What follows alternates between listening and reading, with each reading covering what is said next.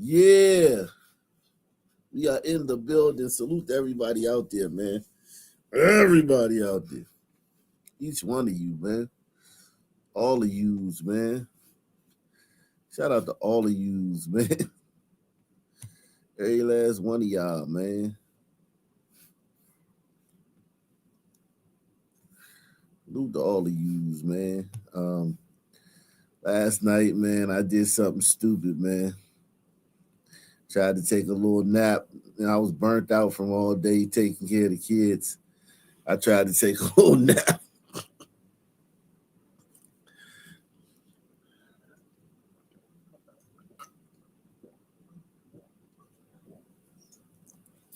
Irish Goon in the building. Condoleezza Couch Malone. He said the fraud thing up to 8 billion. Holy moly. All they talking about is how mean Trump is, man. Trump is mean, man. Trump is mean, man. Why Trump so mean, man? Forget the fraud. Why is Trump so mean? Trump, you mean to these.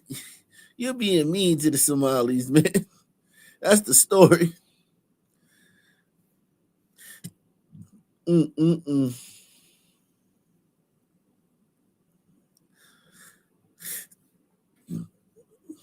We might get into some Tim Pool today. Tim Pool. Somali.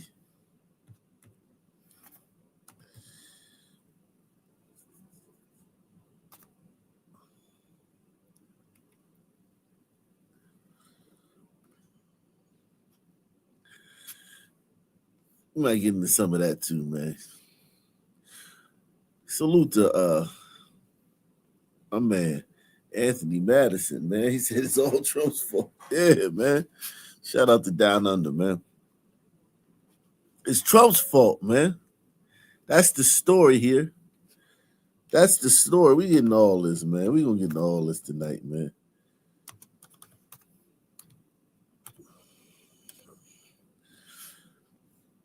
We're getting all that. Yeah.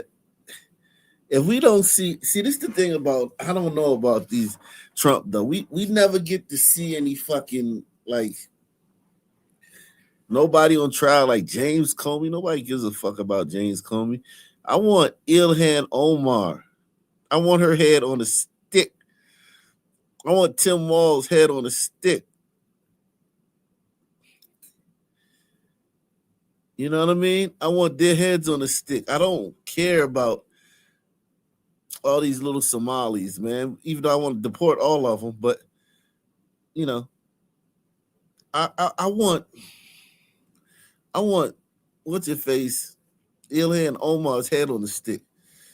Can you do that for me, man? Can you do that for me? Trump administration, they leave you like, you know, like just feeling like, yeah, that's great. But can you do them like they do us? When the Democrats in power, they go for the jugular. It seemed like Trump is just kind of like a cat playing with his food. Press one. Trump is acting like a cat that's just playing with his food. And really, like, I'll just Ilhan Omar and Tim Walz need to be under federal investigation yesterday, man. It's just so disappointing, man. Trump is that's the disappointing thing about Trump. He's doing a lot of things that I voted for, and I appreciate that. But that's one of the most disappointing things about him, man. It's like you don't get any. He doesn't treat them the way they would treat him. If this was him, if Trump was the fucking anywhere near that type of fraud, holy shit! And they were in the White House. Holy shit! You know what I'm saying? Like, so it's like it's just very disappointing. Trump's like he's too nice, man. He's way too nice, man. You know what I'm saying? He's actually a nice guy, man. He's nothing like they say he is. He's actually really a nice guy. He cares. He cares about being called like a fascist and a Nazi. He cares about that. You know what I mean? It hurts his feelings. He doesn't want to be known as a fascist or a Nazi, so he doesn't like go hard on them like that. You know what I'm saying? But when they in power, whew, Lord have mercy. When they in power, you said quite sure that they're not under investigation. If it's not public, it's not. If it's not public and they're not being dragged through the mud, it's not an investigation. These old secret behind the scenes no. You gotta drag them out in the town square, strip them naked, and flog them. That's what the Democrats do. The Democrats drag you into the town square, strip you naked, douse you in lemon juice and cayenne pepper, and then flog you. Don't tell me about they're probably under investigation. No, that's not what I'm talking about. I'm talking about like ruining them. He's not trying to do that. That's the only disappointing thing about him. And he leaves his enemies alive. He like when he was president the first time, he left all his enemies alive. So when he got out of power, they all came for his head. He doesn't know how to totally destroy his enemies. He doesn't know how to totally destroy his enemies. You know what I mean? Like totally destroy them. He plays with his food a lot.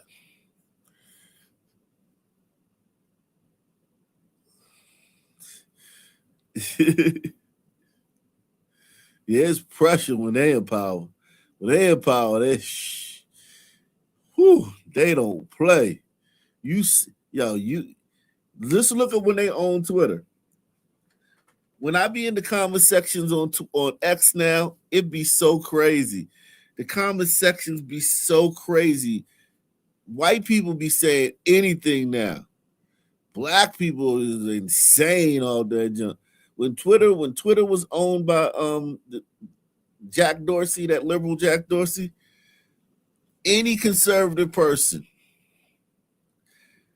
that said anything, I don't care if a nigga added you 50,000 times, calling you everything under the sun. If you were white or conservative and you clapped back one time, like, hey, mister, that wasn't nice what you tweeted me 50,000 times. It's not nice that you added me 50,000 times calling me everything under the sun. I don't like that. You were banned. He will ban you for saying some shit like that. They would ban you for that. They don't play. All the Republican, all the conservative content creators was banned from them platforms when they was in power. Conservatives play with their food. They're not vicious like the Democrats. The Democrats are vicious. They just said they came up with them pronouns, that pronoun shit, and like the next day, you had to know that shit, and if you didn't call them by their pronouns, you was getting fired. The next day. They came up with pronouns on a Tuesday, and on Wednesday, you was getting fired if you didn't call them by that shit. Press 1. They came up with pronouns on a Tuesday, and on Wednesday, if you didn't call them by the right pronoun, you was getting fired. And you was getting banned from social media. So it's like, yo, conservatives are very nice. Look at Ricky Rubio. They always like measured. Their tone is always measured. They're never over the top. The only one that's over the top is Trump. I will give him that. His rhetoric is over the top. His actions aren't, but his rhetoric is over the top. Trump is the only conservative whose rhetoric is like matches the moment. You know what I mean? I will give Trump that. His rhetoric matches the moment, but his actions don't. And like, how are ICE agents being attacked at ICE facilities and people aren't like getting like 75 years for in prison? People aren't being sent to Leavenworth and Terre Haute in fucking Angola prison. How is that? How is that the case? How is that the case that motherfuckers are like literally actively every day harassing and ramming and doxing ICE agents and not one person been sent to nigger prison? I'm talking about your cellmate is some nigger who robbed a fucking liquor store for $25, killed the cashier, and got caught 30 minutes later hiding under a car somewhere. Sent to nigger prison. Fuck Martha Stewart prison. Send these motherfuckers to nigger prison. How is that not happening? All this sedition and obstruction, everything's obstructed, everything. And none of these goddamn Democrats been sent to nigger prison.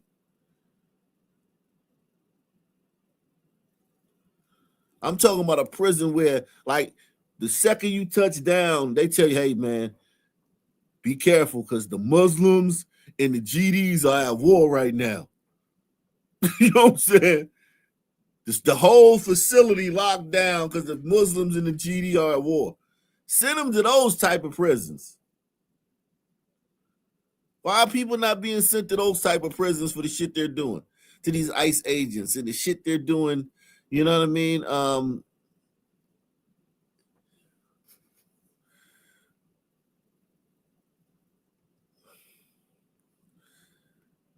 This shit is sad, man. The conservatives are very, very nice, man. Extremely nice. But you don't get nothing for that. That's the only problem. You don't get nothing for it. You don't get anything for that. As soon as the Democrats can come to power, they're going to put charges on everybody. Everybody involved with this boats that blew up them drug dealers, those drug smugglers. Listen, if the Democrats get power, everybody who knew anything about blowing up them drug smugglers is going to get indicted for blowing up some drug smugglers. Press 1. Anybody who's involved in that. I'm talking about if you was in the room, if you was in the building, the janitor in the building where they made the decision to blow up those drug smugglers, he's getting indicted during the next Democrat presidency. Day 1. And he's going to nigger prison. His cellmate is going to be named DeMarquavius. Okay?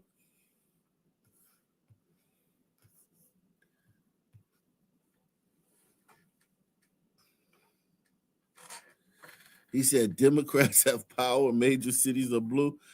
Yeah, but the president is red, man. You forgot we in the White House now? We got the head of the FBI. Did you know that? The DOJ, we got the head of the FBI, the DOJ, the Department of Justice. We got all that. Nobody's under investigation but a bunch of Geechee-looking Somalians. Why isn't Nancy Pelosi under investigation? Why isn't Ilhan Omar under investigation? Why isn't Tim Walz? Why isn't Hillary Clinton. Why are these people just not under investigation? And now we know the judges are bullshit, and the judges probably gonna throw it out like they did with Letitia James, or Johnson, whatever the fucking name is, Letitia, whatever the fucking name is. But fire those judges. Put a judge in place that's gonna fucking fry these motherfuckers.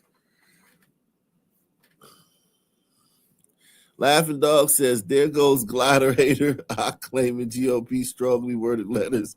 Don't do nothing again. Unsub it.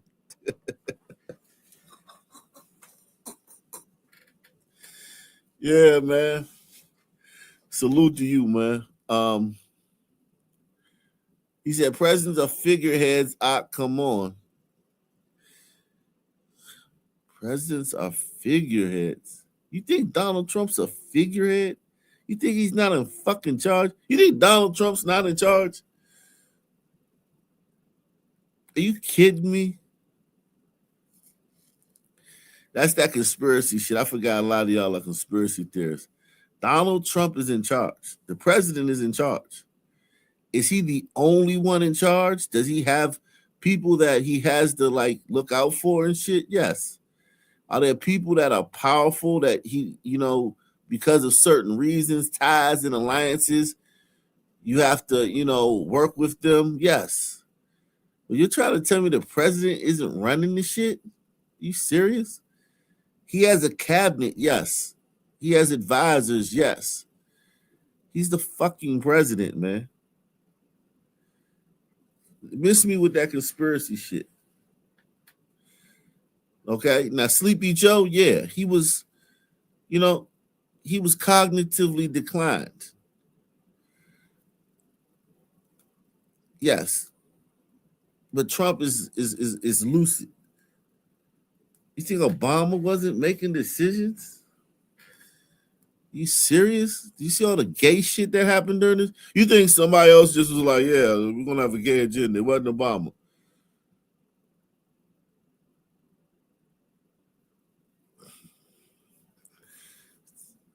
Everything's not a conspiracy, man. Some things happen, man. Some things just happen, man. Y'all gotta come to grips with that. Everything's not a conspiracy. I watch too much Tucker Carlson and Candace Owens.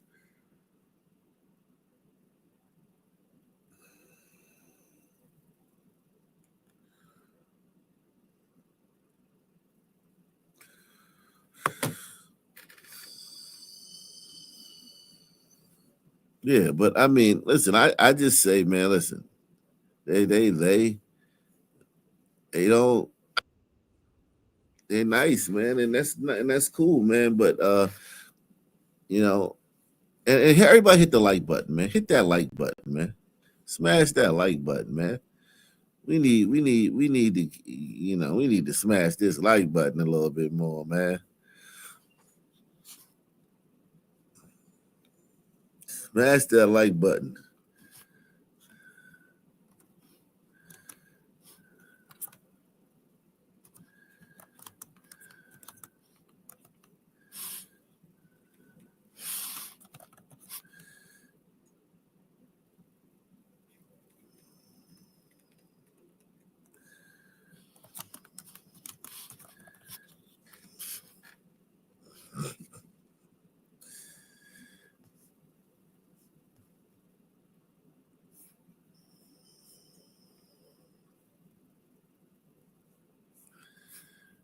Smash it, man.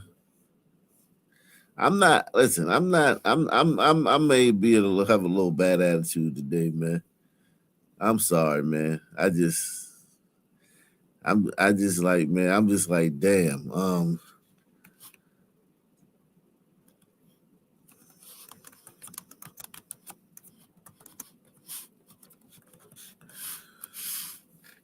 I'm just like, man. When are we gonna see some real red meat? When are we gonna see some real red meat? You know what I mean? Some real red meat from when is he gonna put one of them fucking untouchable Democrats on the fucking head on a pike? I want to see one of those untouchable Democrats head on a pike. We got to start making them uncomfortable. They're so comfortable. Liberals are so comfortable. They just spread lies and say whatever they want. They're so comfortable.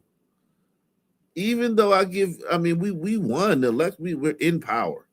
Liberals are very comfortable though. They are very comfortable.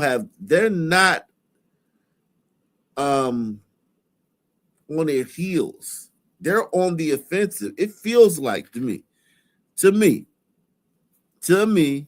it feels like liberals are on the offensive and Democrats are on their heels.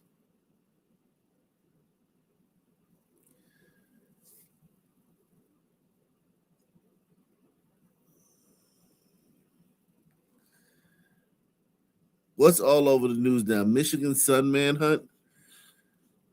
You say Michigan? Let me see something, man. What are you talking about?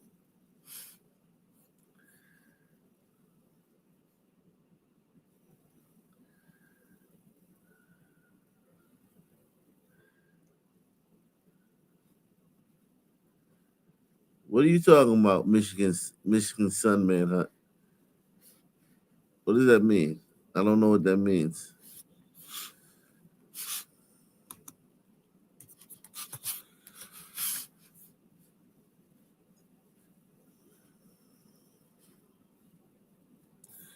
I don't know what that means. Yeah. I listen. Let's get it cracking though, man. Let's get it started, man. Let's get it started, man. Let's get retarded, man. Let's get retarded. They made that's that song Let's Get It Started. Did you know that it was originally called Let's Get Retarded? Did y'all know that? That Black Eyed Peas song was originally called Let's Get Retarded. They had to change it because people were offended that they called it Let's Get Retarded. So they had to change it to Let's Get It Started.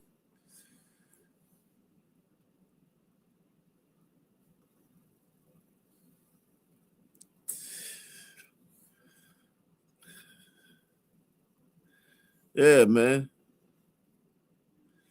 Let's get retarded.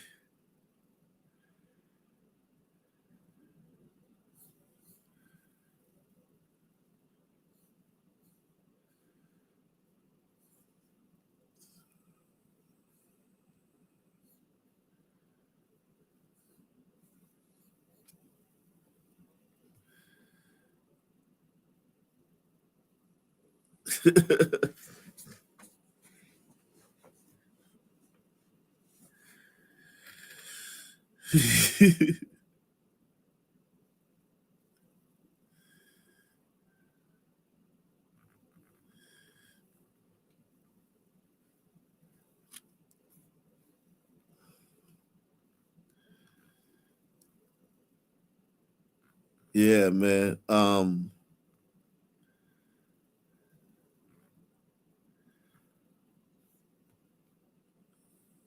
Let's go ahead and go around. 4 years ago is accused of shooting and killing a father over a parking space 4 years ago is finally behind bars. San Jose police say it has taken years to track down the suspect, who they say was hiding out south of the border. KTVU's Christina Rendon live with the details from our newsroom. Christina? Well, Claudia, this is a major development in this case, not only for the detectives, but also for the victim's family. They have been waiting 4 years for answers, and this recent arrest brings them one step closer to justice. It was June of 2021 when police officers responded to a shooting at an apartment complex in a South San Jose neighborhood off West Capitol and Snell.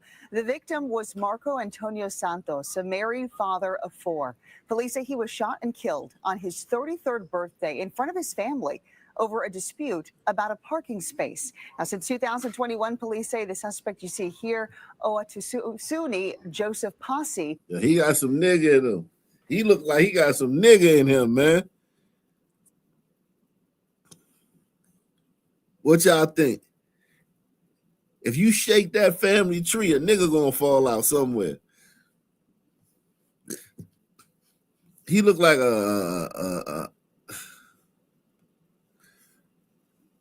That impulsive behavior, man. He got to kill somebody over a parking spot, man. That's some impulsive behavior, man.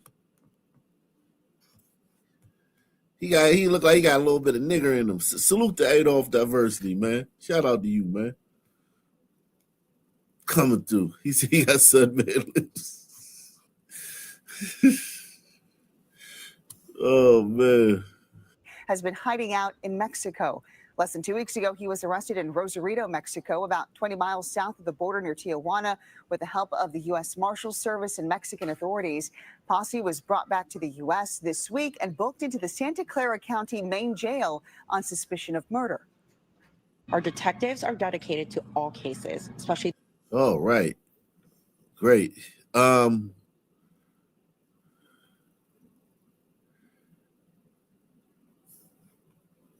Now to the developing story on Long Island, and it is a family tragedy. An elderly couple is dead after they were stabbed to death inside the deli they own in Bethpage. Their son is now in custody, and the community there is stunned by this incident. Long Island reporter Stacey Sager is live in Bethpage in Nassau County with the very latest on what we know. Stacey. Well, Liz, what we know is this was an elderly couple, very well known around here because their deli here in Bethpage, well, it was a staple. What we also know is what several eyewitnesses tell us, that for some reason, one of their grown children, a son, admitted that he stabbed both of them here this morning, and then he calmly walked right out. Their family grieving on this horrifying day here in Bethpage. The elderly couple who ran A&A Italian Deli here on Hicksville Road, they were both stabbed to death early this morning in what appears to be an absolute family tragedy.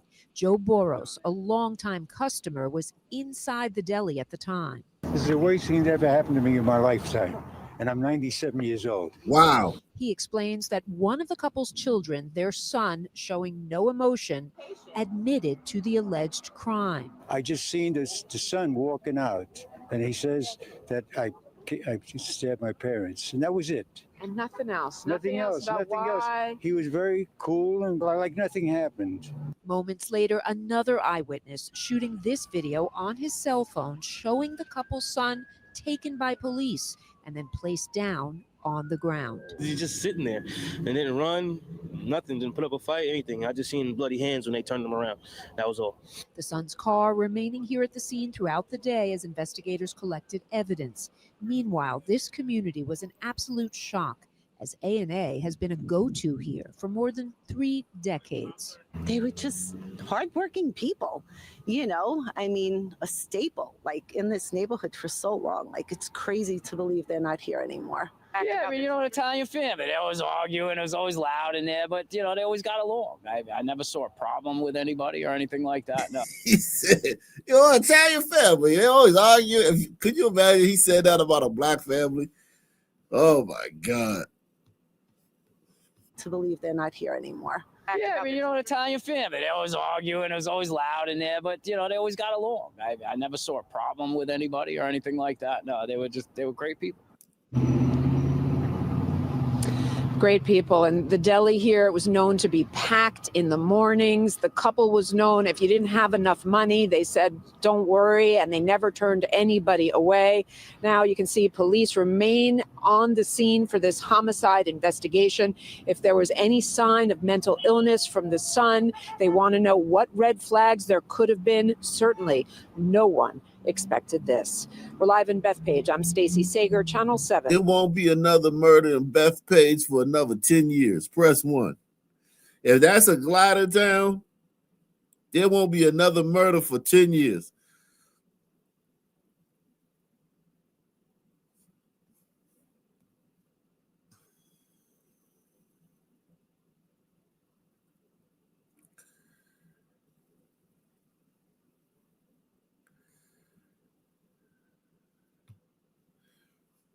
Tonight, a family is mourning after their father was killed by a moped in Jamaica, Queens, while crossing the street. They say he was out shopping for presents for family that he was set to reunite with next week. Christina Fan heard from his daughter and reports on the driver now facing charges. Yelling, screaming, it's not true. Are you serious? Oh my God. 45-year-old Kivette Samuels broke down when police delivered the unthinkable news Friday that her father, Trevor Samuels, had been killed in a crash. It took away something that cannot be replaced. The 68-year-old was supposed to fly back to his native Jamaica next week to visit family he hadn't seen in 3 years. His daughter says he was out shopping for gifts Friday afternoon when a moped fatally struck him in a crosswalk near 168th Street and 93rd Avenue in Jamaica, Queens. Who was on that moped? Now, it might not have been a son turd because Jamaica, Queens, they got a lot of fucking foreigners that ain't sons. Jamaica, Queens got a lot of Bangladesh, a lot of Indians, a lot of Iranians, a lot of fucking Central Americans. They got a lot of everything in Jamaica, Queens. You lucky if you ever see, if you see a nigga in Jamaica, Queens, I'm talking about FBA. If you see an FBA in Jamaica, Queens, man, that's like seeing a fucking, that's like spotting a goddamn red-tailed cardinal or some shit, or spotting Bigfoot. It's overrun. Puerto Ricans. It's overrun with foreigners. Africans.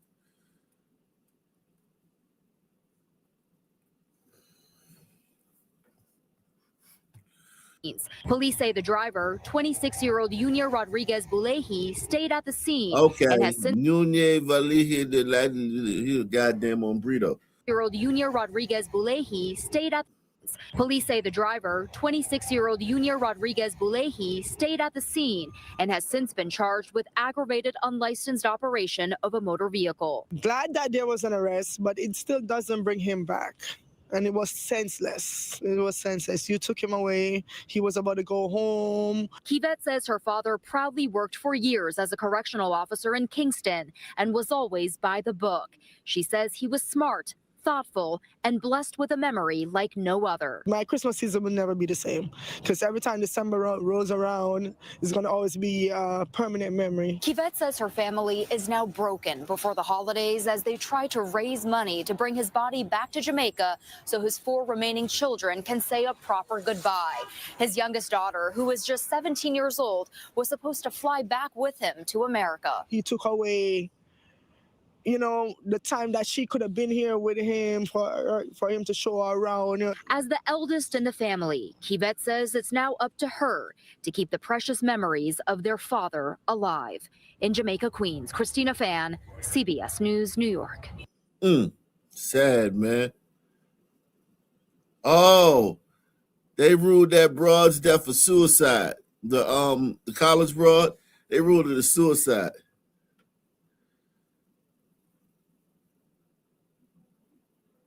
Okay. Dogs maul a man and his granddaughter to death. And now the Coffee County community is heartbroken. News 2's Kenley Hargett explains this incident and spoke with a professional dog trainer on dealing with violent dogs. Mace. Tragedy in Tullahoma after a man and his 3-month-old granddaughter were mauled by their own pit bulls. It happened Wednesday at their home on Warren Street. Police have identified the man as 50-year-old James Alexander Smith. A neighbor spoke about the horrible scene. I had come home from work and saw a young lady in the middle of the street. She was screaming. I couldn't make out what she was saying, but when I came up to her, yeah, large cranium. Yeah, this motherfucker got a big ass head, man. Make sure you hit the like button, man. Smash that like. We're going for 100 likes early, man. Also, we trying to get 20 people to sponsor the show tonight. 20 people to take the $5 challenge. 20 people to take at least the $5 challenge. At least the $5 challenge. 20 people to at least take the $5 pledge tonight, man. That dude got a big ass head, man. God. Oh, Jesus Christ. Fuck.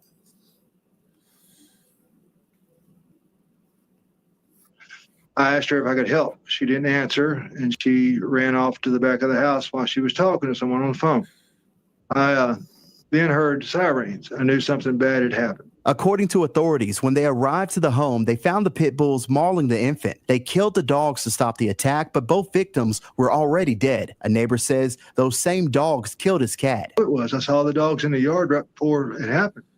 So I know that, at least one of their dogs was one that it killed my cat. On the family's GoFundMe, they say the grandfather and his wife were taking care of the infant and 6 other children. Now that grandmother is having to take the responsibility by herself. On top of that, their home is now condemned. I spoke with a professional dog trainer on the danger of dogs with young children. The reason we typically see attacks on infants from dogs is a phenomenon that is called prey drift. And it's essentially where the dog's overstimulation and overexcitement and high presence of prey drive drifts and something clicks and they start seeing that infant as a prey object. In the worst cases. Yeah, and then why the fuck would you have a pit bull if you got a fucking little... Yeah, I can see that. I can see that because they're wild animals. Pit bulls are wild animals. Pit bulls are wild, even though when confronted by a real wild animal, pits don't want no smoke. I will tell you that. Pit bulls don't be wanting no smoke when confronted by a real wild animal.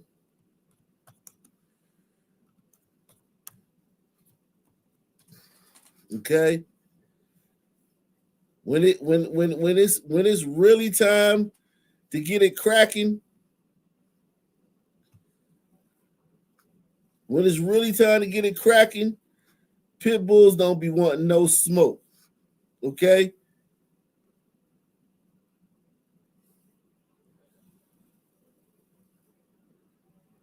All right? Pit bulls, they bullies, man. They fuck with humans and shit. Pit bulls don't be wanting no kind of smoke. Scary close encounter caught on camera at a Chula Vista park. Keanu McCullen shot this video last Friday when a coyote hopped the fence you see there and confronted his pit bull at Loma Verde Park. The animals just stared at each other for about 10 seconds, and then the coyote got aggressive. Hey! Hey! Yeah, that coyote hopped the fence. That coyote seen that pit bull and hopped the fence. He wanted all the smoke. That coyote wanted all the smoke. Shout out to Cool Cat, man. Cool Cat say much love and respect out in the nation. Much love to you too, bro.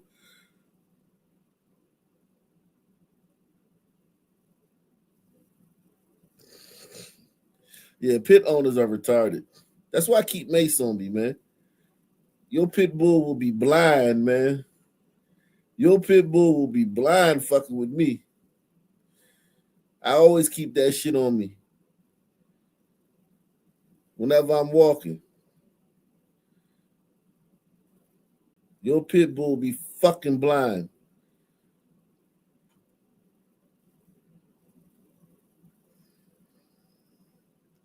Hey, that coyote hopped the fence. It was like, yo, what's cracking? What's good?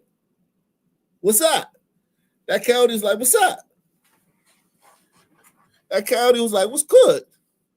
Is there a problem? Nah, I see you looking over here. I mean, you got an eye problem? Can I get my face back? Pit bull was like, no, it's cool. It's Gucci, man. Nah, man. That shit ain't about nothing, cuz. Pit bull knew what time it was. Keanu McCullen shot this video last Friday when a coyote hopped the fence you see there and confronted his pit bull at Loma Verde Park. The animals just stared at each other for about 10 seconds, and then the coyote got... What you think that pit bull saw in them coyote eyes, man? What y'all think that pit bull saw in them coyote eyes, man?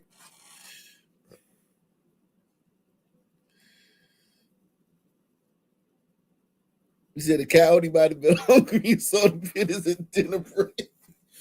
Yeah, listen. I will say this. For that coyote to be alive, right?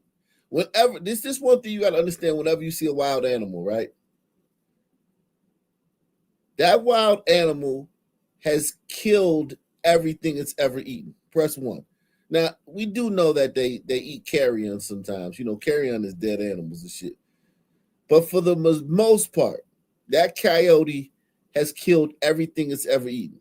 So this looks like an adult coyote. So this coyote's probably like 4 or 5 years old, maybe 6. Let's just say he's 6 years old, right?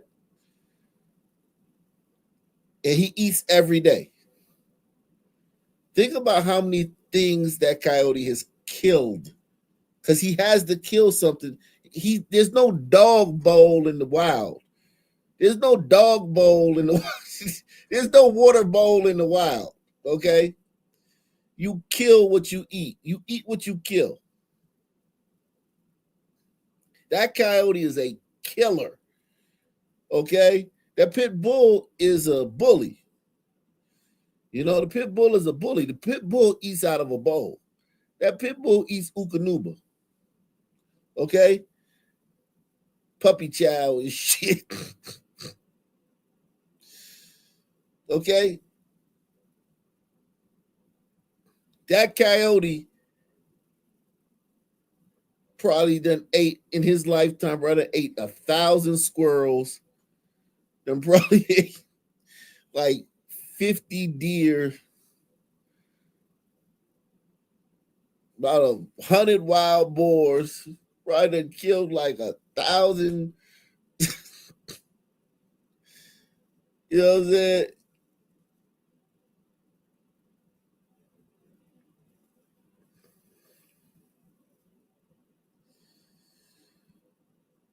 Yeah, that coyote is a killer. That's what that pit bull. When that pit bull stared that coyote down, he saw something. He saw something that said, "Oh shit, let me get the fuck out of here." Because the pit bull is bigger. The pit bull is bigger. And the pit bull's trained to fight. That pit bull seen something in that coyote. Listen.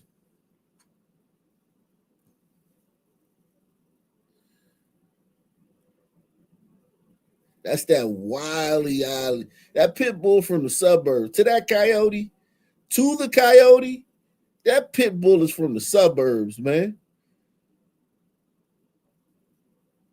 That pit bull from the suburbs, man.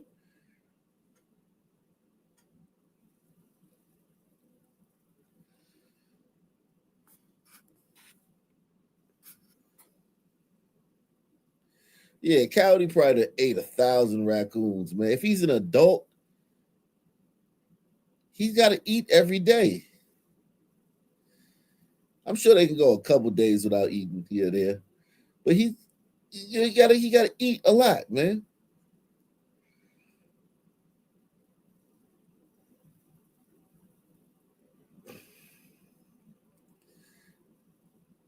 He said, "I've seen raccoons and more. Raccoons are wild. Raccoons are wild. That pit bull is not wild. That pit bull sleeps on a fucking beanbag and shit. That pit bull probably sleep in the bed with his human. That pit bull might literally sleep in the bed with that man."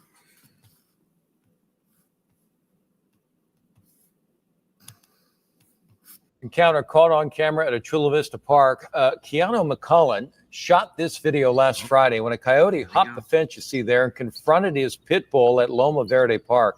The animals just stared at each other for about 10 seconds, and then the coyote got aggressive. Hey! Hey! Hey! Hey! Hey! Hey! Hey! Hey! Hey! Get out of there! Yeah, by that yelling, Hey, McCullen get outta managed to here. chase the coyote away, but he is worried this is just going to happen again. I'm an animal lover. Everybody knows me knows I'm an animal lover, but this particular coyote needs to be removed. I'm not suggesting. Oh, you bitch ass he's snitching. He's snitching. Why you snitching? Why you snitching? You snitching, man. You working with them peoples, man. You hot. This nigga hot, man. He done told on the coyote and shit. Hey, hey, hey, hey, hey. He had to save his pit. Salute to he's snitching, man. Yo, he's snitching, man. Tell me he ain't snitching. He old snitching ass thing. He said OBJ broke. 100 million ran out. Try to do better with this. That nigga OBJ, man. God damn it, boy. Niggas say the darndest thing. They say kids say the darndest things. Niggas say the darndest things. Hey, hey, get out of there. Yeah, by that yelling, Hey, McCollum get outta managed to here. chase the coyote away, but he is worried this is just going to happen again. I'm an animal lover. Everybody knows me knows I'm an animal lover, but this particular coyote needs to be removed. I'm not suggesting that he needs to be eliminated. We need to capture him to relocate him to a more proper place. This is just not the park for him. And we're told the same coyote tried to attack another man's dog the day before. That coyote. Our top story at 6 tonight.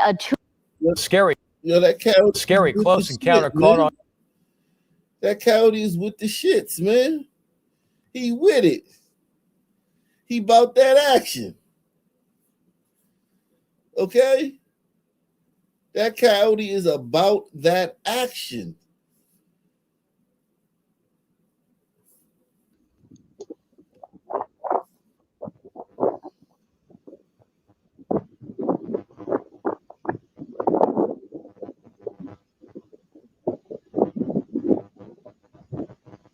Go on, get the fuck on, Pitbull. He told the Pitbull, man, hey, cuz, get the fuck on, man. This is lady right here. This is lady. He out on a date with his lady. Pitbull rolled up. He said, "Man, the fuck you looking at, man? Get the fuck on, man. Get your bitch ass the fuck on."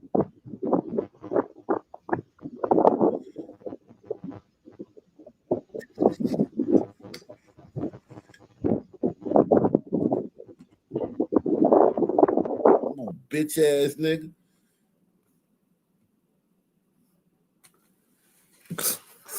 he told the Pitbull, get the fuck on. Get your bitch ass the fuck on out of here, man. A very close call for a family pet in New Hampshire. A dog chased and nearly attacked by coyotes. The pit bull's owner knew something was wrong when he heard those cries from outside. He ran to see what was happening and spotted the wild animals. And tonight he tells Ken McLeod he's warning neighbors to be on the lookout. As Harley stared warily toward the woods tonight with her brother Chevy close behind, their owner recalled the close encounter. They almost got her, but luckily she was pretty quick, so. Doug Anderson is talking about Monday morning when his deck security camera caught a pair of coyotes trying to make breakfast out of Harley in the backyard. Screaming, crying, running up the back deck and bolting through the doggy door. The yelping sent Doug scrambling outside from his kitchen with only a brief stop to check Harley for wounds. She's running in, I'm running out. Jumped out to the back deck real fast and saw two coyotes just sitting out there in the yard. Doug's pretty sure the coyotes were watching from the woods as both dogs romped in the backyard, but they didn't make their move until one dog went back inside and they had a 2-on-1 advantage. Chow time, pretty much. He can laugh about it now because Harley doesn't have a scratch. When they came up behind her, she turned and snapped at him just out of fear, and then I think they just stopped because she was going for the house. The coyotes quickly vanished, and Doug quickly posted this video on Facebook, warning neighbors that if his 55-pound pit bull wasn't safe, they should keep a close eye on their pets. They get pretty close to her. Close enough that some locals have suggested hunting the coyotes, which is legal in New Hampshire year-round. I don't think it's a bad thing, but no, it's what it is. But for now, Harley is simply treading carefully. Calmed down a little bit for the past day or so. She's been a little more skittish going outside. The tail, however, says she'll get over it. In Litchfield, Ken McLeod, WBZ News. Hey, man. Get your bitch ass the fuck on, man.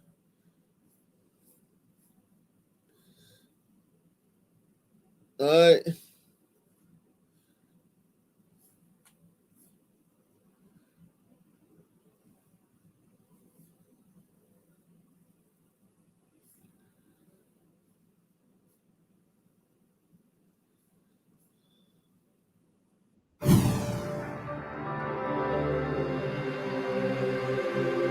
Respond to 1 unconscious. At Meadow Ridge Senior Living. My father just did not fall and get hurt and die. Going to the main dining room, a party that fell out of a wheelchair. He kind of cupped in the wheelchair on the wall. This life could have been saved. What's his name? Larry. Larry, can you hear me? Larry. He was not given any chance to live at all by this facility.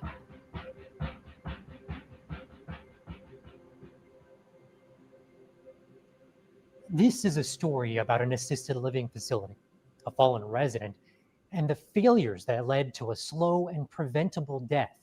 The Fox 9 investigators reviewed video of the ordeal, which spans about 13 minutes. But we have to warn you, it is difficult to watch. We begin at dinner time at Meadow Ridge Senior Living in Golden Valley. 79-year-old Larry Thompson had just finished his meal. Surveillance video shows Thompson maneuvering himself, trying to get from the table to his electric scooter. We'll start the clock here, where you can see Larry awkwardly sitting on the scooter seat. 25 seconds in, it's obvious. Larry is struggling. And according to a state investigation, there are no licensed nurses in the room at the time, only a dining staff worker who's cleaning tables across the room. He was moving slower than usual. Adrienne Sloan tells us her father was a proud Vietnam vet and a grandfather, but his mobility had recently gotten worse. You can tell that he was having a hard time lifting that leg. 1 minute, 17 seconds in, Larry is teetering back and forth on the scooter seat, just trying to stay upright. Making matters worse, Larry suffered from vertigo, obesity, and arthritis. And state records reveal the Golden Valley facility knew about all of this. In fact, they had recently documented his history of falls. But to be clear, the facility was well aware that he was a fall risk. Oh, yes. Yes. Completely aware. It's been 3 minutes and 10 seconds since Larry first showed signs of a struggle, and there's still no one in sight to help. So he continues to slowly fall over until he's nearly upside down. His neck is pinned between the scooter and the wall, and across the room, another resident notices and motions in his direction. He's still moving his legs. Nobody is in there at all. 3 minutes, 52 seconds in, this staff worker, identified in police records as Angela Ramnarine, enters the dining room. She does not attempt to move Larry or the scooter, and Larry remains stuck. Damn. All she does is looks at him, says something, doesn't call 911. Wow. Nothing. 4 minutes, 12 seconds in, a group of staff workers walk into view. They appear to want to help, but a state investigation reveals they were instructed not to touch a fallen resident. To not even try and render any type of aid. Wow. To move the scooter, anything. I mean, even just as much as arriving in there. That's crazy. That's crazy. This is bananas, yo. You that hard up for your job? Like, what, they gonna fire you if you move? Yo, what kind of shit is this, yo? Salute to Short Bus Drive. He says, reminds me when Trump mentioned coyotes, human traffic, the libtards cried animal cruelty. Yeah, man. Shout out to coyotes, man. Coyotes in the building, man. Salute to Short Bus Driver, man. This is crazy. These niggas too. Oh shit, it's a bunch of niggas. Look, black, and black. All 4 of these motherfuckers is niggas. Damn. Could you imagine if that was a black dude upside down and shit, and there was 4 white people? These are niggas, man. Look at these 4 niggas, man. Holy shit. Shout out to Superstar. He says, ever hear of Casper, the farm dog, who fought 11 coyotes, killing 8? I gotta look that up, man. Let me look that up. these is niggas. They ain't rendering no help, man.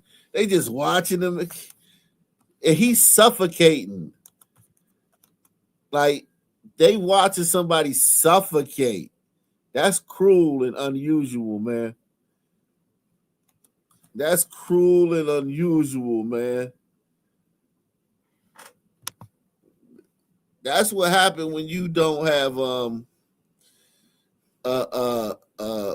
what do you call it? What's that thing called? Your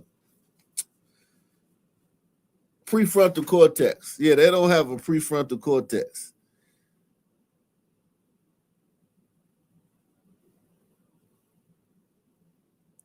You gotta get them a break. Get them a break. They don't have a prefrontal cortex. Yeah, frontal lobe.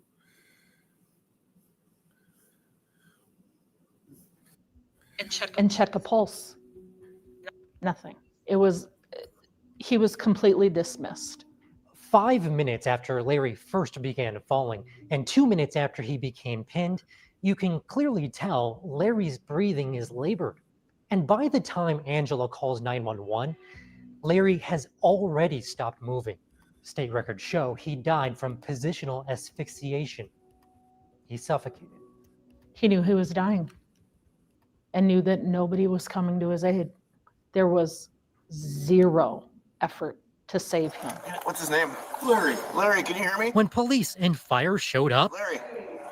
it was the first time anyone was allowed to help Larry. You want to make sure fire can get in? I'm going to need some help here.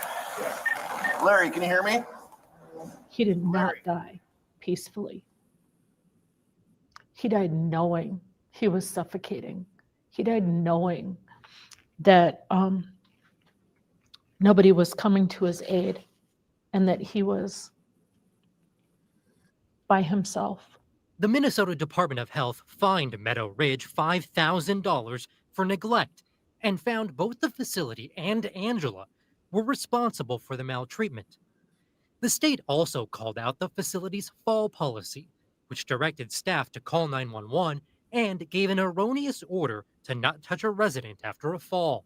When you learned that the facility had this policy that instructed its staff to not touch or move somebody who had fallen, how did you react to that?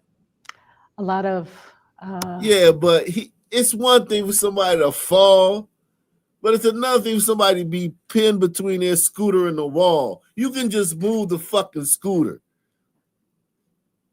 Even if they tell you, look, hey, if somebody fall, don't touch them. That's somebody that's just laying down on the ground. This motherfucker's pinned between the scooter and the wall. You can help him, man. You can help him. Jesus Christ. A lot of four-letter words were coming out of my mouth. Never in a million years did I ever think that that would be a policy. Is that policy a good policy? No, it is not a good policy. Cheryl Hannon is Minnesota's long-term care ombudsman.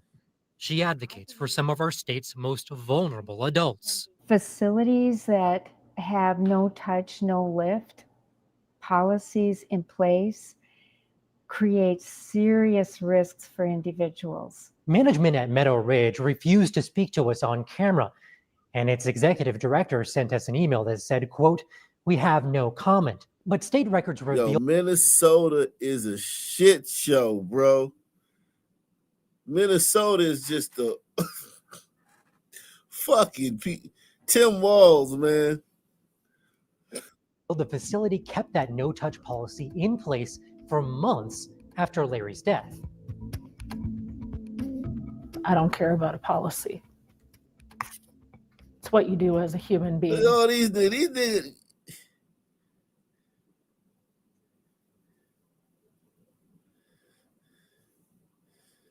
Her with the red fake hair, him with the fucking tarantula, this nigga with the wave cap. She looked like a goddamn mulatto or some shit, fucking melunging and shit.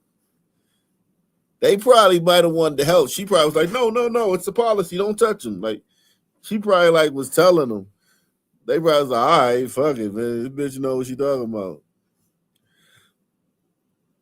If it was You said they were scared it was, yeah, but still though, like a motherfucker's pinned upside down. He not fall. If he had fell, like if he was just on the ground, sprawled out, I could understand that. He's upside down, pinned. That's not even a fall. That's like that's like he just like in a fucked up position. That's not even a fall. If you come into a room and somebody's upside down, pinned, a 80-year-old person's upside down, pinned between a scooter and the wall, and you thinking about, damn, I don't want to get fired and shit.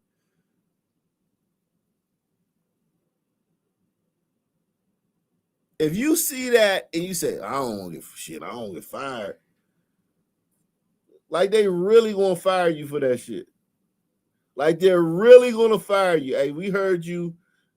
We heard there was a 80-year-old man upside down, pinned between a wall and a scooter, and we heard you helped him. You're fired.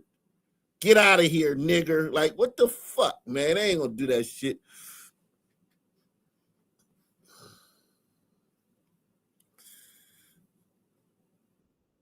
To try to save somebody. That facility, the owners, and that woman, I hold them all accountable. 1000%. Larry's daughter tells us his death is under criminal investigation, but so far no charges have been filed in this case.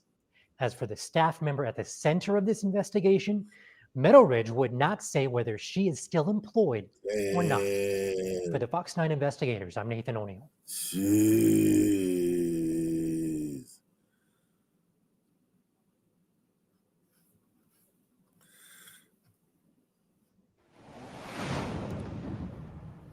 Baltimore City Police are investigating a quadruple shooting that left a man and woman dead and 2 others critically injured in Southwest Baltimore. It's not everywhere, obviously, in the city, but yeah, down in this zip code and surrounding can be rougher, you know. Tonight, first on Fox, a man who says he was supposed to be inside that home is reacting as residents sound off on this latest act of violence in the city. Inside this Carrollton Ridge home on McHenry Street, just after 5 o'clock Saturday morning, a frantic call to police. Caller states that he cannot stop the bleeding. He is shot in the arm, leg, and the chest. As daylight broke, Baltimore police were still on the scene collecting evidence. We got blood and showcase in this, sir. A quadruple shooting, leaving victims scattered throughout the house. So far, we're going to have one on the second floor. You're going to have 2 rifle rounds. Send some more medics in here. I got 2 upstairs saying that they got shot. 3rd floor. Baltimore police say 1 man died at the scene. 3 other people were taken to the hospital in critical condition, but a 42-year-old female later died. I can't believe it's the address I came for. CJ Pearson says he was on the way to the home this morning. We have a lot of rentals that we maintain. This is one of them. When he stumbled across that crime scene. We had heard that there were squatters in, so I was actually supposed to be here earlier this morning. While Baltimore police have not said if the victims were indeed squatters, Pearson says he was there to put the people inside out. Yeah, I was going to try to be the nice guy to come in and let them know, like, hey, you guys do got to get out of here. We're about to start work again, get this house up and running, get it rented. And yeah, now we'll see what happens. For now, it remains a crime scene. Police, not calling this domestic, are saying what may have led up to the shooting, but police audio capturing how the shooter or shooters may have gotten in. All right, just FYI, around 5:02, it looked like some people went into the back of that location. Looked like something was covered up. Leslie Redmond, longtime Carrollton Ridge resident. Horrible situation was happening here. Prayers out.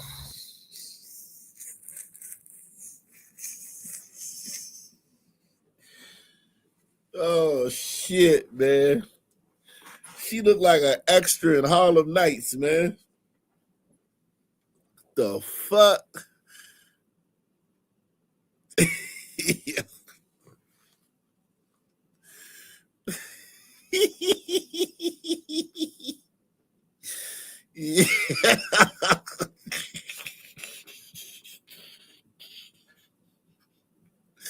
She fly. She thinks she fly too, man. You can't tell her nothing.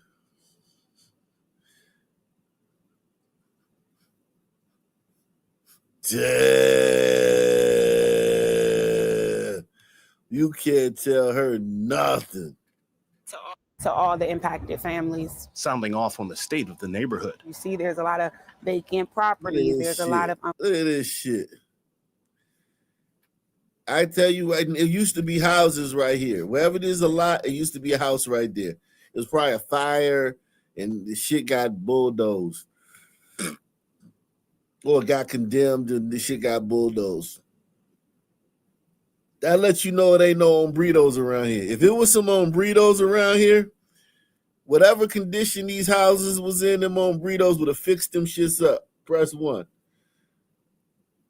Some hombredos would have fixed them houses up. Them houses would have never got raised if they had hombredos in this neighborhood. in properties. There's a lot of, unfortunately, substance abuse, gun violence. Redmond, no stranger to gun violence. Niggas. There's a lot of niggas.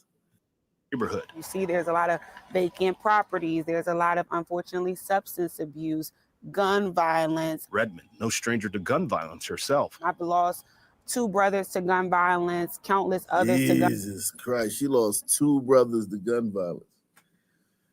Jesus Christ.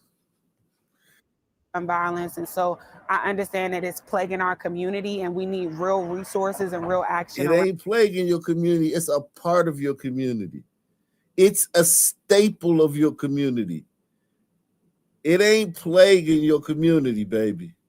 It's like literally like the fabric of your community. Found it. As a search for answers continues, Redmond summing up the state of the violence into one word. It's a struggle. Hi, I'm Vincent Hill. Thanks so much for watching.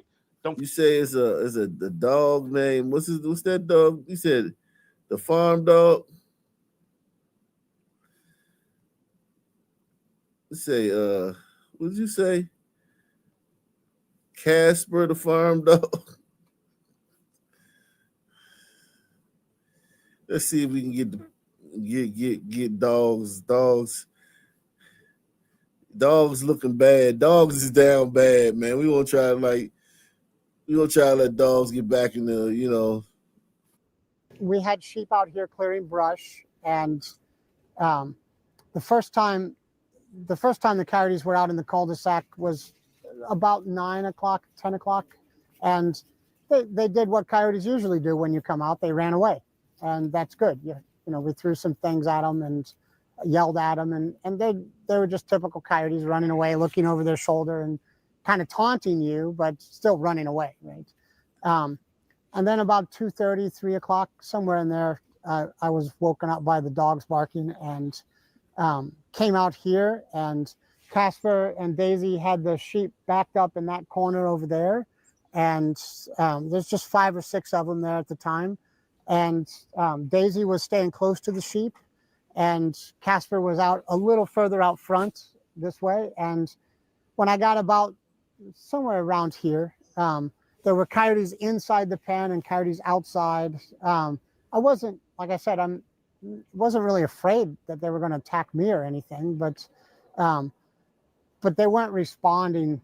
They were focused on Casper, I think, as much as anything. And he charged into the middle of them and killed some right in here, and then came out.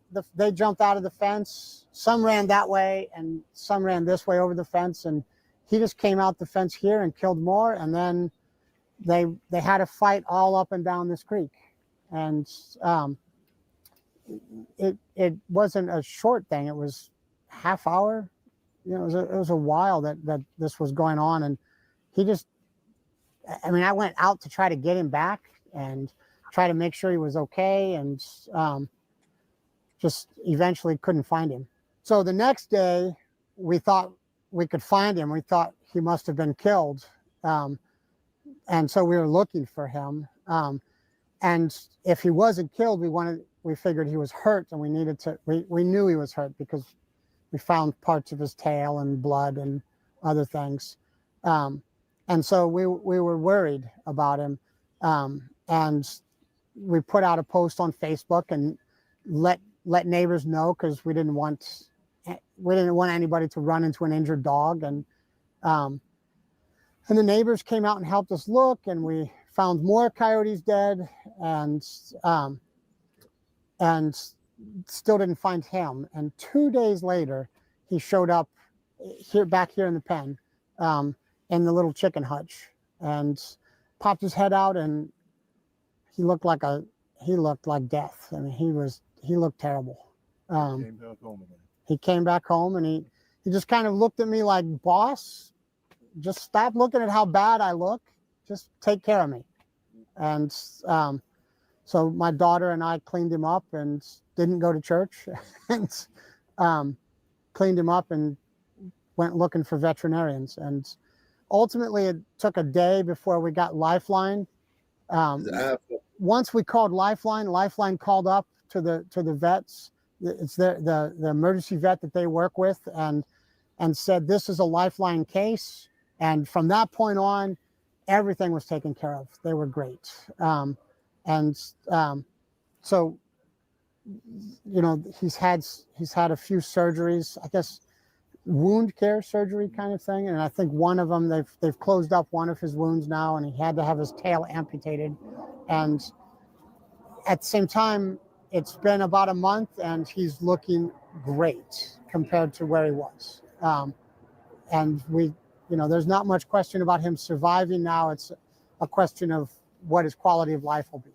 And so he'll be able to move around. He's big and strong and healthy. We don't know if he'll ever be out with his sheep again. Meet Casper, a fearless Great Pyrenees from Decatur, Georgia, who made headlines both locally and worldwide for his incredible act of bravery.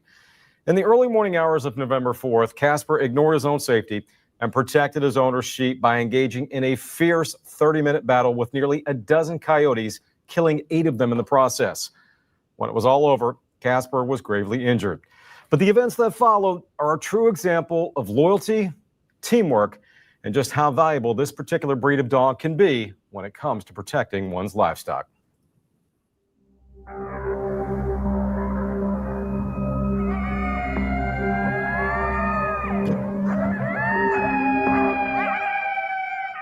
In the days leading up to November 4th, something wasn't right. I guess you could say it was the calm before the storm. Except there was nothing calm about them. No, in fact, they were very active. The week that this happened, that Monday, a neighbor said he'd seen 13 at one time, which is a lot of coyotes. You know, like 2 and 3 is a normal thing. 1 and 2 is normal. Seeing 13 coyotes at one time, that was worrisome. Worrisome indeed, especially for John, owner of You Can Do It Naturally, a Decatur-based landscaping company whose workforce includes some 90 sheep. On the night of the attack, only 6 were on the property. And according to John, Casper, as well as another dog, were relative newcomers. He had recently acquired the dogs as a test run to see if they could live up to the task of guarding his sheep. Well, Casper quickly proved his value.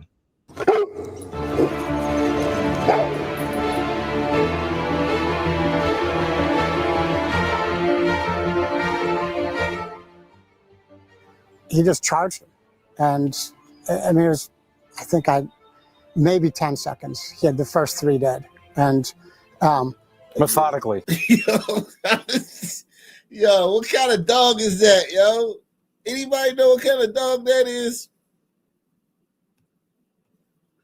What kind of dog is this, man? That motherfucker killing coyotes, man. What kind of dog is that?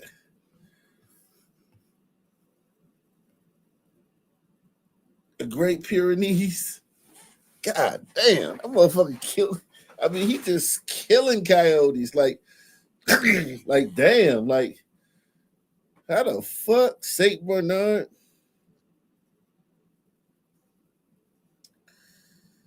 They said Great Pyrenees? Okay. Jesus Christ.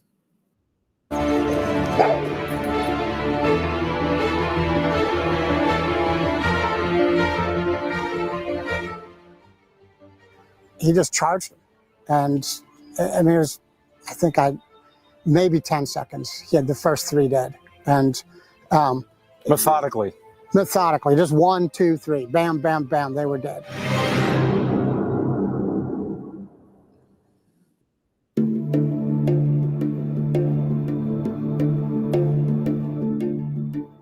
Courageous as it was, Casper's efforts came with a heavy price. When the 30-minute battle was over, most of the coyotes were dead, and Casper was nowhere to be found. 2 days later, and badly wounded, he found his way home. The moment John laid eyes on him, he feared the worst. I thought we were going to put him down. That part. But yeah, man, damn. Damn.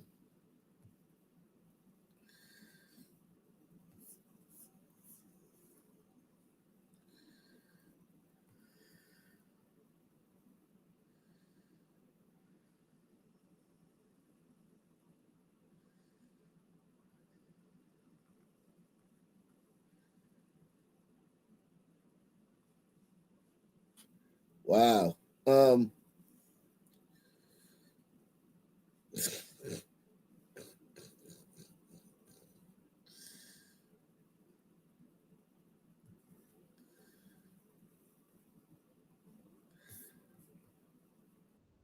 Time now, 9:08, and happening this weekend, the 50th annual Gene Lewis Invitational Boxing Tournament. Salute to Barry B. Barry B is in the building, man. Hit that like button for me, man. We try to get 100 likes out here. Everybody who has not hit the like button, hit the like button right at this moment, right now. Hit that like button. Wow, and a young boxer, Julian Wardlow, will be fighting photojournalist Chris Drake. Shares his story. Wait, there should be a period. He's not fighting Chris Drake. That's what I thought you said. No, okay, he's fighting, period. But Chris Drake is an amazing photojournalist, and maybe he has a good, right jab, left. Who knows? Maybe he beat him up. Who's to say? Take it away, buddy. There's many kids that's come through my gym, man, and showed a lot of dedication. And he's one of those very few that I've had in the 27 years that I've had it.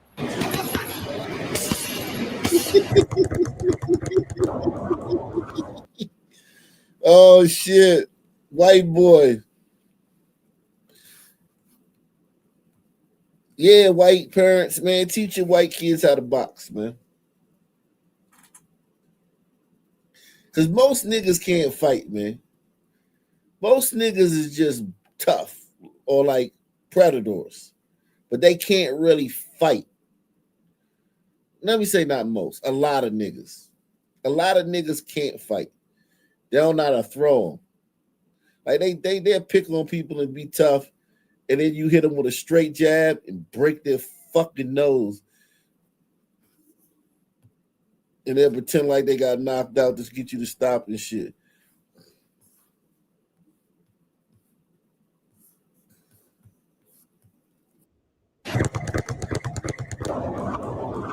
If he keeps it up, yeah, I see him making it, to that high level of pros.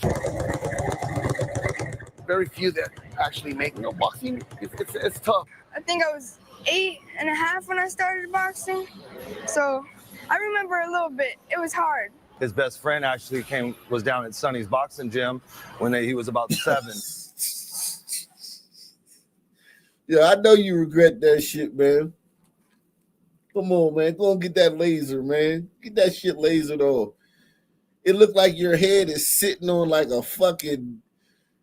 It literally like his head is sitting on like a motherfucking stand. Like they got some kind of fucking stand his head is sitting on.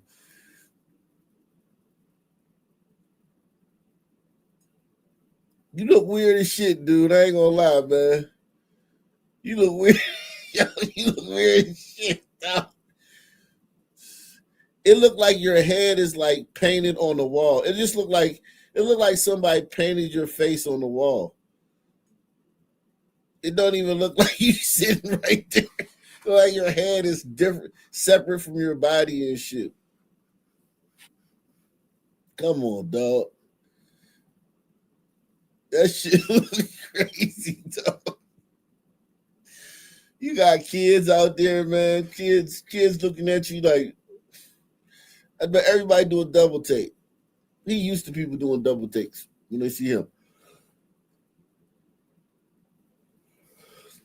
Hit the like button, man. Shout out to Barry James, man. Barry James says, hey, I've been enjoying all your videos, man. Thank you, man. Appreciate you, man. I'm gonna drop some more tomorrow, man, on this channel. Yeah, dude, you look weird as shit, man. Like, come on, man. What the fuck?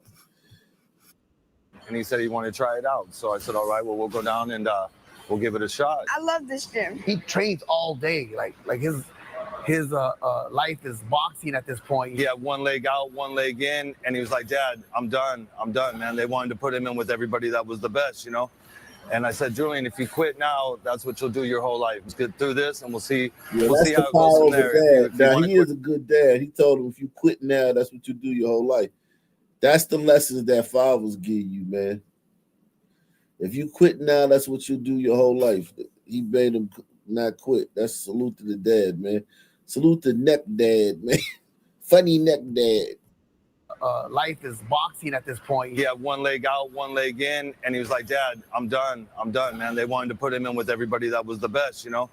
And I said, Julian, if you quit now, that's what you'll do your whole life. Let's get through this, and we'll see how it goes from there. If you want to quit after that, then we can do that route. His work ethic is crazy.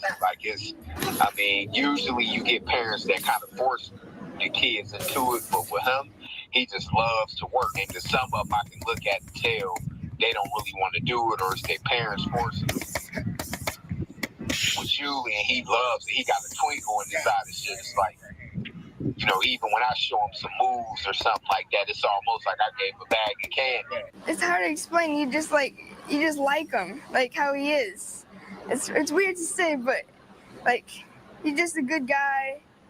He's friendly. He's helped me with a lot of things. He was a 2-time world champion, fighting out of the Mayweather gym. He's so mature, and his dad is a good mentor, and they so close. Salute to his dad, man. I love good dads, man. He a good dad, man. Shout out to he's a good dad, man. You can tell he been to prison and shit. He obviously been to prison. Stay out of prison, Dad, man. Raise your son, man. Already, they got a bond almost like best friends. Sonny done a great job. Eric done a tremendous job as a father. 1-1. I'm way more in shape. I hit way harder now. My techniques they've grown so much. Oh yeah, Julian! Yeah! That first fight, it felt amazing. When I got him on that knee, my body just rose up. I feel like I was everything right there. He got the eye of a tiger already. I don't see nobody so dedicated like him that's not gonna make it. People just like in football, you like to see touchdowns. Well, people like to see knockouts. Yeah, it's like reverse vitiligo and shit. It's like the tattoo is like spreading and shit.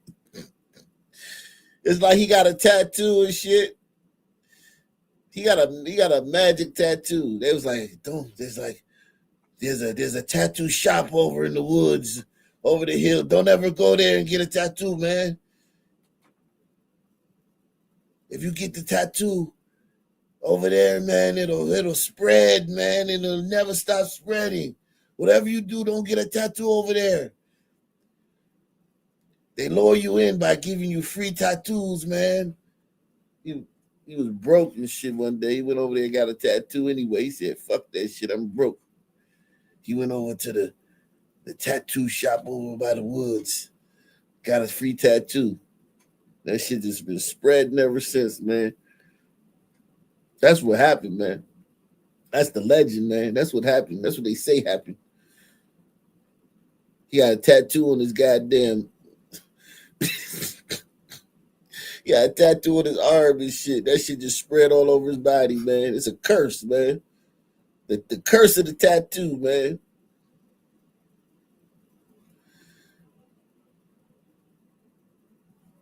His son, though, man. His son got a bright future, man.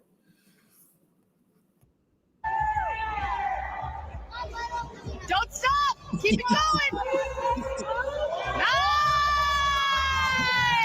He got the moniker of the Irish Monster because he put everybody down up to that point. I mean, for a kid his age to take people off their feet is saying a lot about the power that he possesses. His discipline is automatic. Like he can't not. I mean, he eat a better diet than me, and I was a world champion. This kid ain't eating a donut or none of that. I just got the drive. He'll be a future world champion. I can just see it all, even at his young age. All he has to do is stick with it. I love my son more than anything in life, but it's not because he's my son that I believe that he can do this. If everyone says the same thing, then it can't be wrong. And everybody knows who the golden ticket, the Irish Monster is. But with Julian, he stood out amongst the young guys. He's I can see him definitely being a future world champion. I'm gonna be the next world champion one day. Soon. Oh my goodness, what a great young man. What a great story he has. And he does look like he probably punched Chris Drake, and he probably won.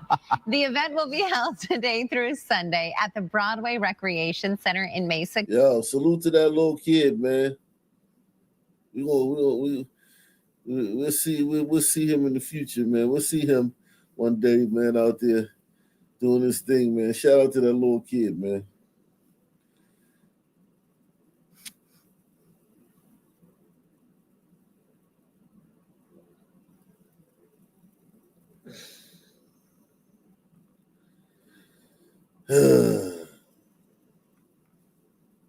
Let's see what's going on in Chicago, man. The Shy, man.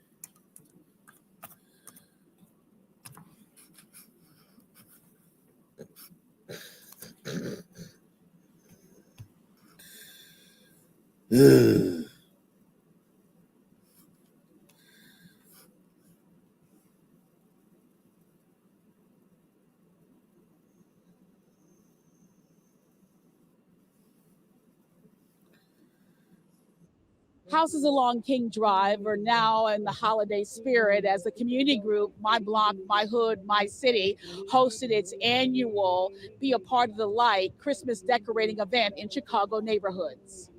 Oh, we're going to put those on the bannisters, right? Yeah. Barbara Martin wants everything to be perfect. It makes me feel good because, you know, a lot of times when you see this, it just brings joy, you know, to the Christmas spirit. She and other members of their chapter of the Order of the Eastern Star are among the hundreds of volunteers helping to put up Christmas decorations as a part of this year's Be a Part of the Light event. In its 8th year, the initiative by community group My Block, My Hood, My City hopes to spread joy and holiday spirit in often overlooked neighborhoods on the city's south side. So normally you go down King Drive, you see police car lights, you see helicopter lights. Today, you're gonna see holiday lights. The goal is to decorate over 500 homes along a stretch of King Drive from 35th to 115th Streets in communities like Chatham, Arbon Gresham, and Greater Grand Crossing. It's all done for free with the homeowner's permission. So niggas getting free, niggas getting free holiday lights, man.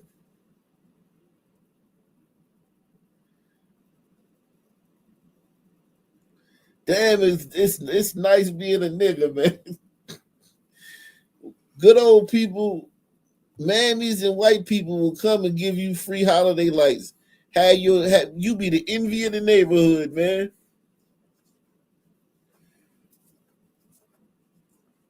You be the envy of the neighborhood. People be like, damn, I like what you did. Greater Grand Crossing. It's all done for free with the homeowner's permission. It's all beautiful. I appreciate it so very, very much, and just proud to be a part. Volunteers come from all over the city to help. They get DEI LED lights. DEI LEDEI lights. Junior's Double Dutch team is here. It gives a chance to meet new people and become a part of a community that you're never a part of. Sisters Jennifer and Amy Bushko just wanted to give back. This organization actually helped our mother get her COVID vaccine.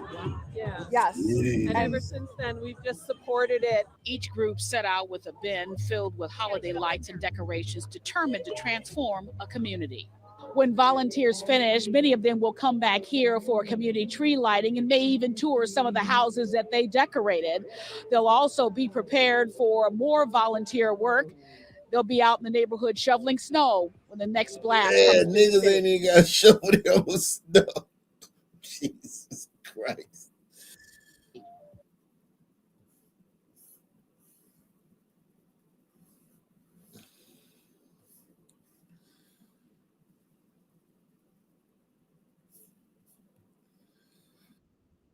Our Weekend Watch shines a spotlight on government activity. New policy changes from the Trump administration could soon force thousands of formerly homeless people back on the streets. The Department of Housing and Urban Development, or HUD, announcing deep cuts to its Continuum of Care program.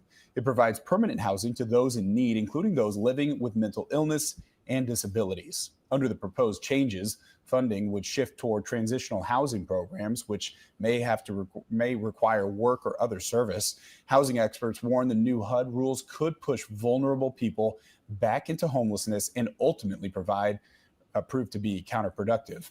And here to talk more about the issue is Sydney King-Pineda from the Illinois Answers Project. First of all, good morning. Thank you for being here. Good morning. Thank you for having me. Why don't we just walk through some of the key changes to the housing program that are really of concern? Yeah, well, some of those changes include penalties to programs that emphasize race or gender equity. As you mentioned, work permits for people who are looking for housing. But one of the biggest changes is a drastic reduction in the amount of money that local groups can spend on this permanent supportive housing. Right now, local groups estimate that they're spending at least 80% of their federal dollars on these long-term solutions. HUD is asking that they reduce by next year that spending to just 1/3.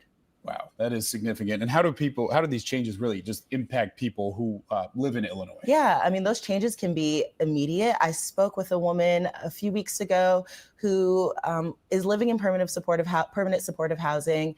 She's living with 2 chronic disabilities. She used to work a corporate job, but after being diagnosed with those illnesses, she can't work anymore the same way she used to. And so she needs someone to help subsidize her rent. But the problem is most of the people on that shit is just fucking living off the fucking land and shit. A lot of those people is fucking able-bodied people. It's just like Somali is and shit. It's a lot of able-bodied people living for free off of that program. The Cook County Medical Examiner's Office says it did all it could, but was unable to identify the young man until the family checked the morgue's website. Family members turned to the I-Team asking how a body could go unidentified for 2 years and 2 months. He's my baby cousin, and I'm just going to do whatever I can to fight for him. LaTanya Cole and her family say they're desperate for answers from the Cook County Medical Examiner's Office about 28-year-old Jermaine Richards. He had been there for 2 years and 2 months. What do you think about that? It's the disgrace is unacceptable. How could they keep a body for so long? Richards drowned in Lake Michigan in May of 2022, but wasn't identified until July of 2024. Richard's father says he was calling local police departments within weeks of not hearing from his son. When they came and told me about him,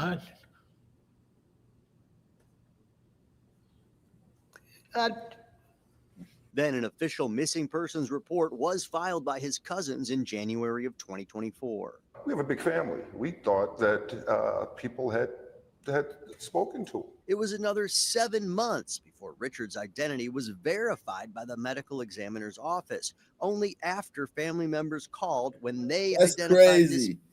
They didn't hear from this nigga for 2 years. And now they blaming somebody. Now they blaming the morgue. They about to sue the morgue or sue the city. And they hadn't heard from him for 2 years. And it was just like, all right, I thought somebody had spoken to him. Filed by his cousins in January of 2024. We have a big family. We thought that people had spoken to him. We got a big fan. We thought people had spoken to him. Now he gonna be in a suit up on the podium and shit with Ben Crump talking about some. It's terrible what the city did to my beloved cousin. Like, come on, man. Y'all ain't fuck with that dude. Y'all ain't give a fuck. He probably couldn't call none of y'all and get $5. He probably couldn't get $5 from anybody in this fucking story. Press 1. It was another 7 months before Richard's identity was verified by the medical examiner's office, only after family members called when they identified this picture with a familiar tattoo on the ME's unidentified persons website. The ME's office says it does not have access to missing persons reports filed with police. We have so much AI and so much technology, how someone can sit so long. Tattoos, bone density, teeth, hair. The ME's office says Richard's body was discovered without any identification and was decomposing, and that city and state police immediately tried to take fingerprints but couldn't because of the decomposition. However, a DNA sample was submitted for testing, but the Illinois State Police lab says it didn't get that sample from Chicago police until November of 2023, more than a year and a half later. Chicago police not commenting on the case or that delay. That sample finally came back in May of 2024, inconclusive. The ME's office also says dental samples were uploaded to a national database weeks after Richards arrived, and that the FBI took fingerprints with enhanced methods a year after the body was there. You all feel like the medical examiner could have done more to inform you? Yes. But the family is asking why that collaboration with the FBI didn't happen sooner and why there was not a match since Richards was a TSA employee. The FBI only saying it does assist to identify remains upon request. It's unconscionable, and I just can't quite. I think about it daily. The I-team has uncovered 3 other similar complaints in recent years. My son did not deserve to be laying down in that morgue. Ruthie McKinney's son, Calvin Davis, sat in the morgue for 6 weeks, even though the family had been calling there. The ME blamed it on miscommunication, a name mix-up on a police report, and Davis not having an ID. McKinney filed this lawsuit. Part of it is about a fight to obtain a more detailed timeline about what happened while Davis was in the morgue. The county says it has provided the legally required redacted information and has filed a motion to dismiss. Richard's family and their attorney say they too may file a lawsuit. How do you keep a body for 813 days and not try to find anyone? Families are now getting one state legislator to draft a bill to be filed next year. Proponents say it would improve accountability by limiting the immunity of the medical examiner's office, making it easier for people to have civil recourse. The ME says people with missing loved ones should check its website and attend its annual Missing Persons Day event. Rob Sherrill, the ME, says it does treat people with dignity and respect and offered condolences. But of course, you can only imagine if that is your loved one sitting there, how it makes you feel.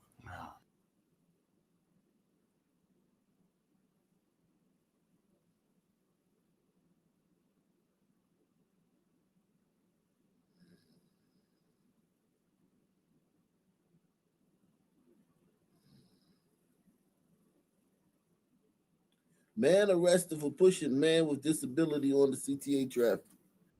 Tonight, a judge has ruled a man accused in an attack at a CTA station will remain. Yo. Where the guy from last week? What's that guy named? Reed.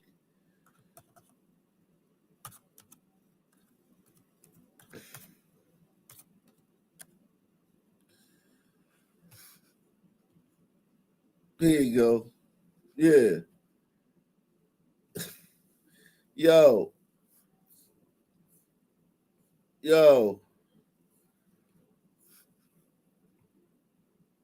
Look at this.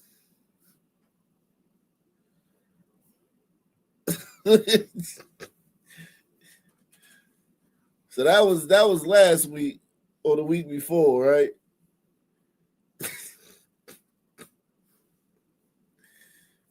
Now you got this nigga, man. Yo, the black community print these motherfuckers. We printing these people. We like the mint, the U.S. Mint for a fucking weirdo fucking subway fucking guy. We just cranking them out.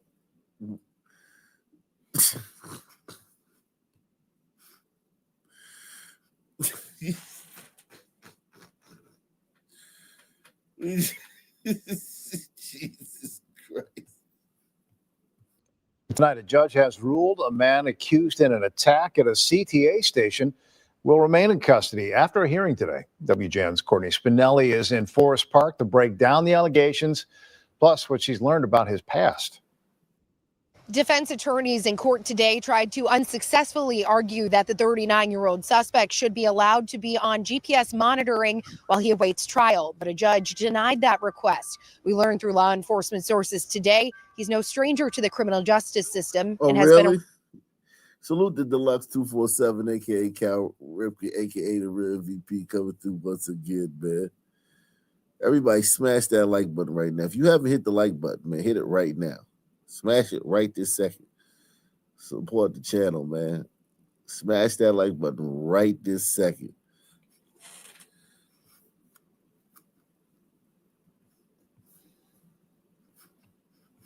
Arrested at least 41 times in Cook County. This nigga been arrested 41 times in Cook County. So they don't know how many times he's been arrested in other counties. But just in Cook County, he's been arrested 41 times. This nigga.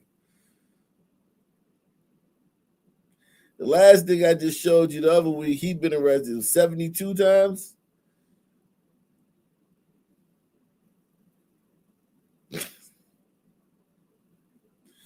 Yo, getting bags 40 times, man. That shit is crazy. That shit is crazy. Somebody on the track, somebody got knocked over on the track at the Harlem Station Blue Line. Can I please get the power cut? It was just after 8:30 during Monday morning's commute when authorities say 39-year-old Tommy O. Carter could have killed a man by pushing him onto the railroad.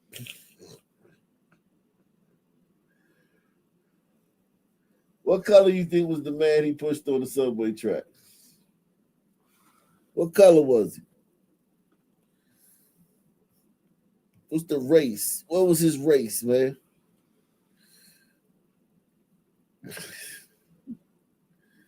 Yeah, you know this dude a faggot too. He loves jail. He a faggot. This dude a faggot.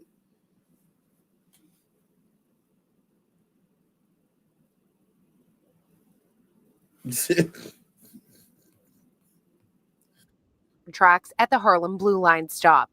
Charged with attempted murder and aggravated battery on a peace officer, Carter faced a judge Wednesday in Maywood. During one of several outbursts, he tried to claim he was the victim, but the real victim, prosecutors say, is a 59-year-old man with intellectual disabilities. Prosecutors allege Carter kept demanding the victim give him $1, despite the man telling him he had none. After pushing the victim down once, prosecutors say Carter followed him, punched him in the head, and pushed him from behind onto the tracks. The victim nearly hit the third rail. Police say all of it was caught on surveillance cameras. Police say a conductor saw what happened and was able to stop the train with enough time. The victim suffered multiple fractures to his right knee and a fracture to his left knee. An incident report alleges Carter resisted arrest, spit on several officers, and threw a wet toilet paper roll and a wet t-shirt at them. His criminal history shows over a dozen cases filed in Cook County over the years and 7 felony convictions, including robbery, attempted robbery, and aggravated unlawful use of a weapon. At the time of Monday's attack, court records show he was on pretrial release, accused of criminal damage to a government-supported property in a case from October in Chicago. An arrest report shows he also spit on an officer and damaged a CPD squad car while being transferred to lockup. After the attack, the victim was transported to an area hospital for treatment. We have not received any other updates on his condition. As for the suspect, he's due back in court on December 19th. In Forest Park tonight, I'm Courtney Spinelli, WGN News. Wow.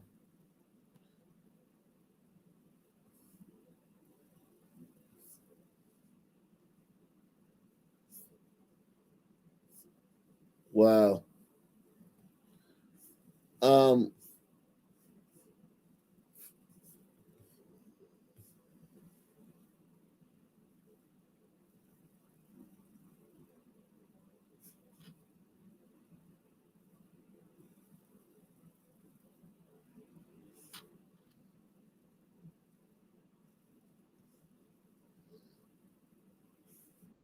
are learning more about today's immigration enforcement actions in the western suburbs. WGN's Andrea Medina joins us live from Elgin, where federal agents were spotted earlier. Andrea.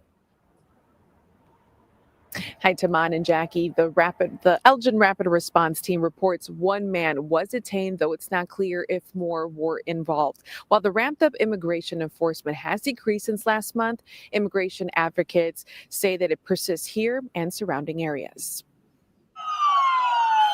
Casa DuPage Section 5 patrollers responded to a potential immigration enforcement sighting along Maple Lane in Elgin on Saturday. What initially seemed like a routine check quickly escalated after they verified the situation. They were trying to get a guy out of an apartment there that he didn't live there. We're on the sidewalk recording, and then they started, one of the agents started pushing us and they pepper sprayed us. Tense moments unfolded with federal agents and community members facing off in the street. While Maria Elena was recording live, her video quickly spread, drawing more people to the scene. At least 50 ICE agents and Border Patrols that were there. There was probably over 100 Elgin residents that ended up showing up. But they did tear gas us 3 times. They 3 different times they threw tear gas at us and pepper sprayed us. It was horrible. It was very frightening and disturbing to see what took place today. Pedro says as he was struggling to breathe after being pepper sprayed and tear gas, he felt the intensity of the situation increasing around him. One of them even aimed the pepper ball gun at my face and at my eye, I believe, because I dodged it last second. Well, luckily, and I felt it graze right here, right the side of my face. Patrollers say the confrontation lasted for several hours with tensions remaining high throughout. Elgin police say just after 9 this morning, a federal agent contacted them to report a crash in the 1600 block of West Highland Avenue. Police say the agent told officers they were in the middle of enforcement activities when the crash happened. They also reported that another person involved in the crash fled the scene, believed to have run toward Maple Lane. Then at around 10 a.m., police say they got another call about a suspicious incident in the 1600 block of Maple Lane. The caller reported masked subjects on their property, claiming they had a warrant. When Elgin officers arrived, they determined it was federal law enforcement agents. Just after noon, police say they got multiple callers reporting shots fired in that same Maple Lane area, again involving federal agents. Officers responded and confirmed no gunfire had occurred. What they did find was that federal agents had dispersed chemical irritants as part of their operation.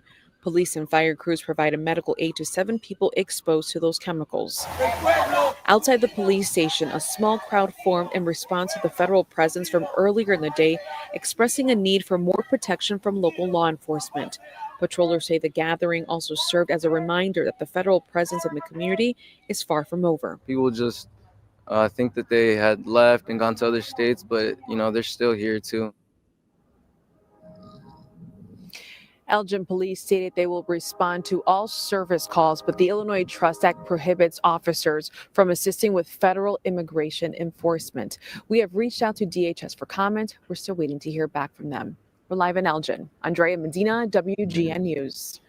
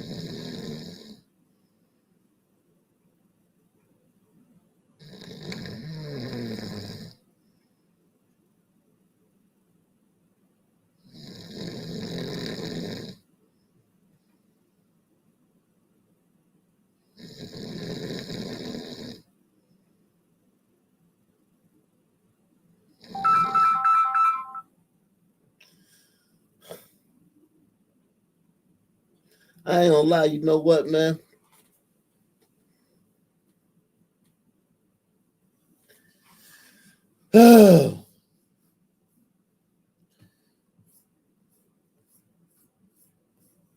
I'm still in it though, y'all. Don't go away. Don't worry. I'm still in it. I'm still in it.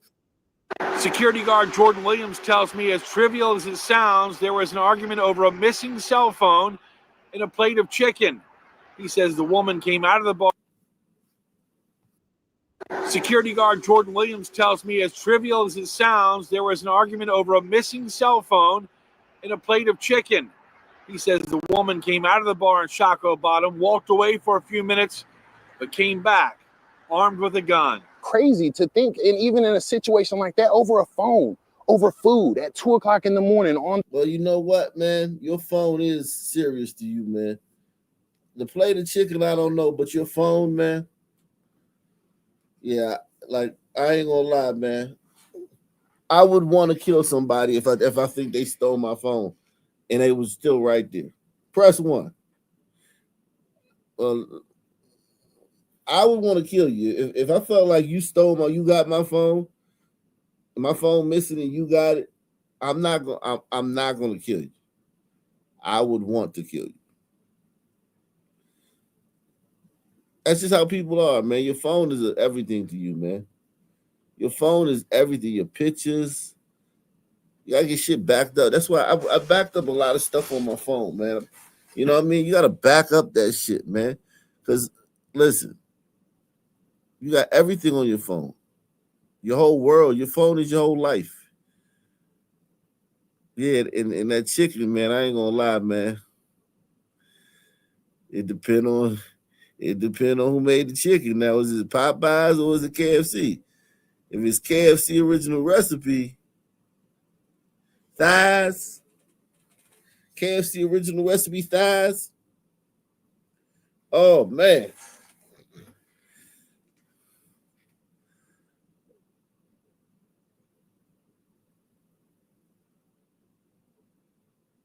Yeah, I'm serious about my chicken too, man. I'm a KFC man.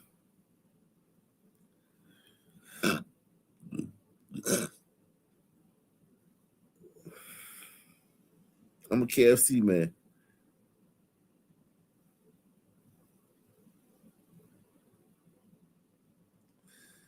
Nah, original recipe, man. Original recipe, bro. Thanksgiving, you thought it would be a good idea for you to walk back to your car, get a firearm, and come back and solve problems that way. And without saying a word, you just raised your gun. What did you think was going to happen? It was beyond reckless. On surveillance video, seen stumbling and zigzagging toward the Stadium Club in Shockoe Bottom in the early morning hours of Black Friday, security guard and soon-to-be father of 4, Jordan Williams, was on high alert. She's got to the bar that's adjacent to us. And at that point, I can positively identify that's the same girl that we had a problem with a minute ago. And I could positively identify that she had a firearm in her hand. So I drew my firearm at that time and had her at gunpoint and said, "Hey, what are you doing? Stop moving. What are you doing? Put that." And at that time, she took a couple more steps, turned to the side, and raised her gun. Williams fired off 4 rounds. Sources tell me a total of 5 casings were recovered. The armed woman falls to the sidewalk. Police and Williams administer aid until she's rushed to VCU Medical Center with life-threatening injuries. It's nights like this where it's Thanksgiving and there's family in town, and you're inside joining a concert and bullets start flying outside. I'm glad I was there to stop the bullets from flying. A week later, Williams was given this update. I got a call yesterday from the detective, and he's told me he just got off the phone with the Commonwealth attorney, and they both came and determined that this is a justified self-defense shooting. On your part? On my part. And no charges will be filed. Against you? Or her. And Williams says hearing the woman won't be charged after she recovers and is released is problematic, not only for him, but for everyone who visits the bottom. You got to do the right thing. If y'all really want changes, it stops from situations like this, from people like this who do things like this. It doesn't have to be some guy who's a gang member who lives in one of the worst neighborhoods or fits the picture. It could be a 100-pound female who's 5 foot tall, who's too drunk at 2 in the morning, who owns a firearm and doesn't know how to use it in the right way. My sources tell me they don't believe the woman will ever be charged because so far she is paralyzed from this Woo! incident. Richmond's Commonwealth. She got paralyzed off that shit. She came back, tried to play gangster, and got paralyzed. Look at the gun right there. Wow, that sucks, man. That sucks for her, man. Shit. Damn.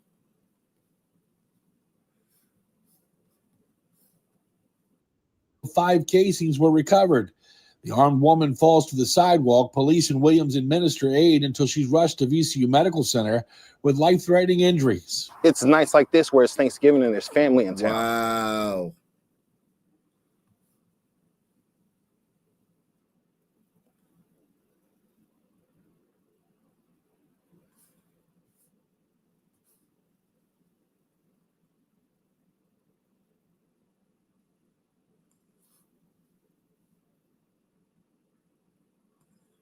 Wow.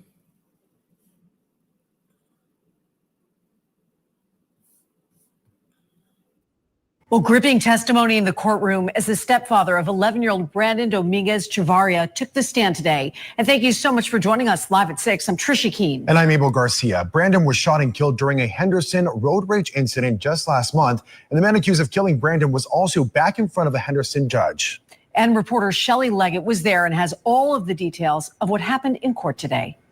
We went into this hearing not knowing what was going to happen, but shocking new details and eyewitness testimony gave an insight into what led up to that deadly incident last month. And for the first time, we're hearing from the second driver, Valente Ayala, the victim's stepfather. 22-year-old Tyler Matthew Johns was back in Henderson court today for a preliminary hearing.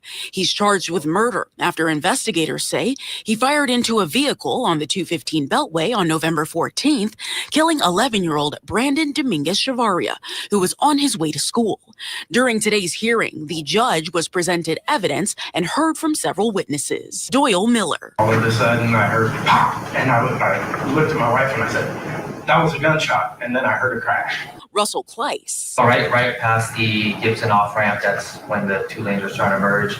I noticed the vehicle, the blue vehicle, kind of angled in a way that it looked like it was gonna eventually try to get into that farthest right lane. Officer Luke Doty, the first officer on the scene, who got visibly emotional on the stand after describing seeing Dominguez Chavarria in the back seat of his stepfather's SUV. So the door was left open by the stepfather. As I approached the vehicle, I noticed there was somebody sitting in that rear left seat of this SUV.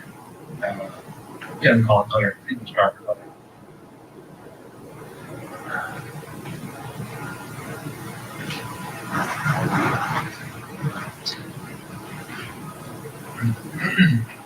I don't get emotional at all. You can get.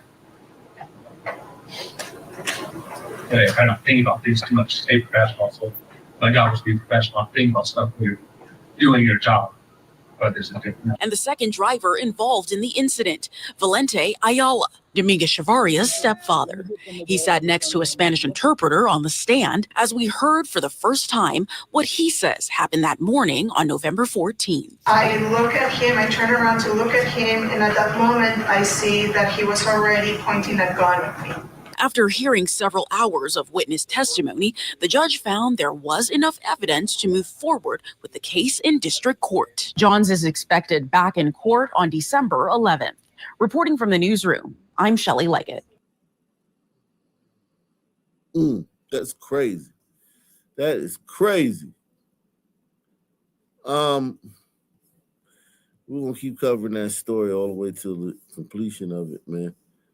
That was a tragic story, man. That was the road rage incident in Las Vegas. The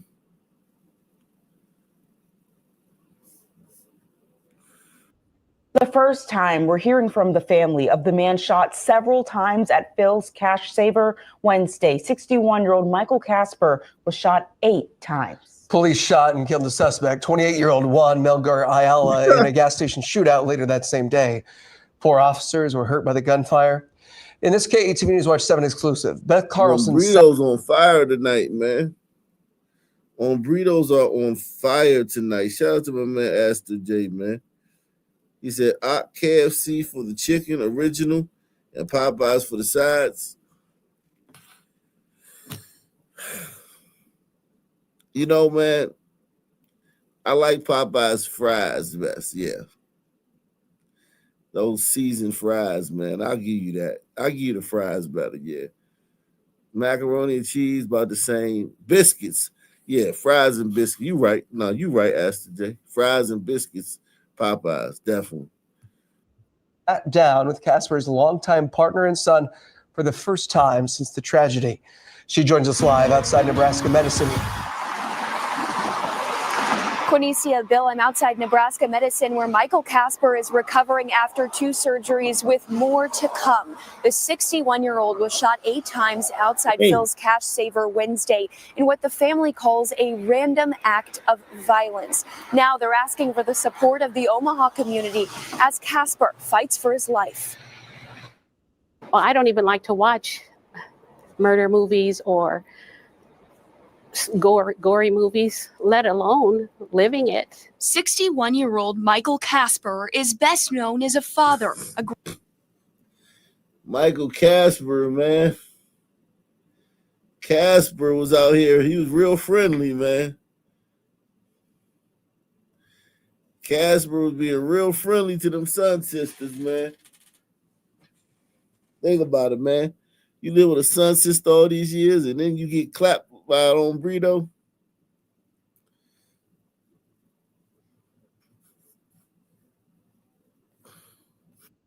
Let alone living it. 61-year-old Michael Casper is best known as a father, a grandfather, and as a caring person to all. Just ask his son. No, he's a fighter.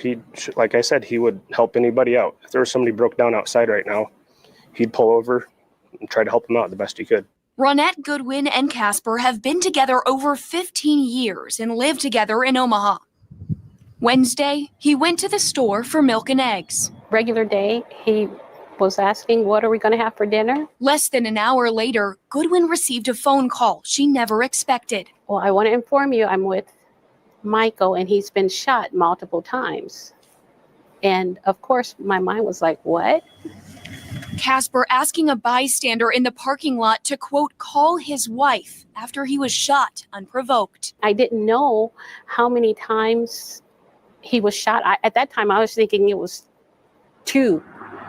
It wasn't until hours later that surgeons at Nebraska Medicine told her Casper had been shot 8 times. He's been shot all over the place, all over his lower, his hand, arm, groin, his legs, his foot, and he's struggling for his life. That's what I want people to know. He's struggling for his life. And so, of course, all the prayers and support, good vibes that people want to send, we'll take those. Omaha police say 28-year-old Juan Melgar Ayala shot Casper, family calling it a random act of evil and violence. Casper did not know the man.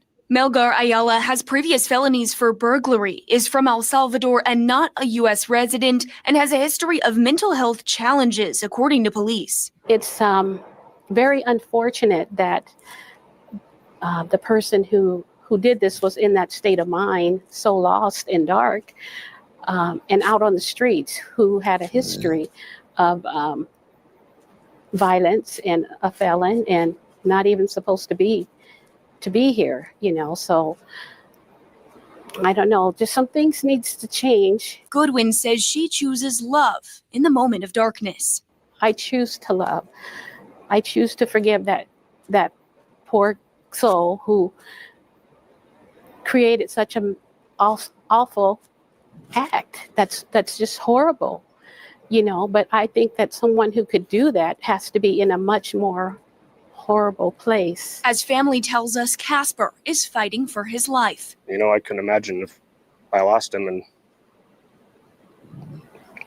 never get to talk to him again. I'm grateful that Michael's alive. That's a miracle in itself. Undergoing 2 emergency surgeries and more to come. Each step is a determination of what's going to be needed next. The next surgery is due on Sunday. So it's a battle. Every day he's fighting for his life. There's so many other concerns that can come up. You just don't know. Even after the recovery process, Goodwin says this day will forever follow the family. We're up there already in the retirement age. Damn, man, she the only Negro in that picture, man. I don't blame her, man. She got the fuck away from you niggas, man. She speak proper too. She speak that good English, man. You niggas can't understand her anyway, man. And he was looking forward to that. And now he has, who knows the quality of his life is what it's going to be with the pain and the walking, just the day-to-day. Family says Casper is trying to communicate with them when he's not under anesthesia. He has the breathing tube down his throat, and so he can't verbally communicate, but he made sure to write out what he wants. So it was letter by letter. He wrote on notebook last night that he wanted me here and I wasn't able to come. So that kind of hurt, but hopefully I can talk to him and tell him I was here again or whatever. And so that'd be really big for me. They say the biggest goal, you don't even have to say anything, just to hold someone's hand is a big deal. Is to let him know he has support. When someone goes into surgery, he was like this morning, he was afraid. He was scared, and he was literally grabbing on my shirt, because I'm like, I can't go there with you, but I can pray for you. I'm praying for you. Your angels are with you. They say they're grateful to Omaha police, medical staff, and the bystanders who all helped save Casper's life.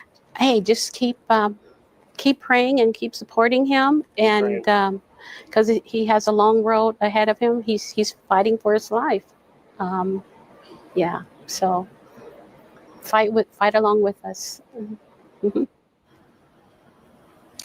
Casper's family tells us that he will need to undergo multiple surgeries in the near future. If you'd like to make a donation to a GoFundMe to help with the unexpected medical costs, there's a link in this web story at KETV.com. In Nebraska Medicine, Beth Carlson, KETV News Watch 7.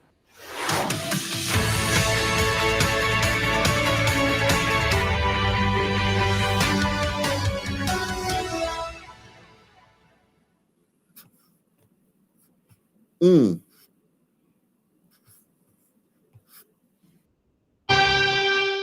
a surprising turn in a local Stand Your Ground case, the alleged victim tells the court he has no fear of the teenager accused of shooting him and wants the charges dropped. So why is Marquise Gunter still behind bars in Lamar County on a $750,000 bond?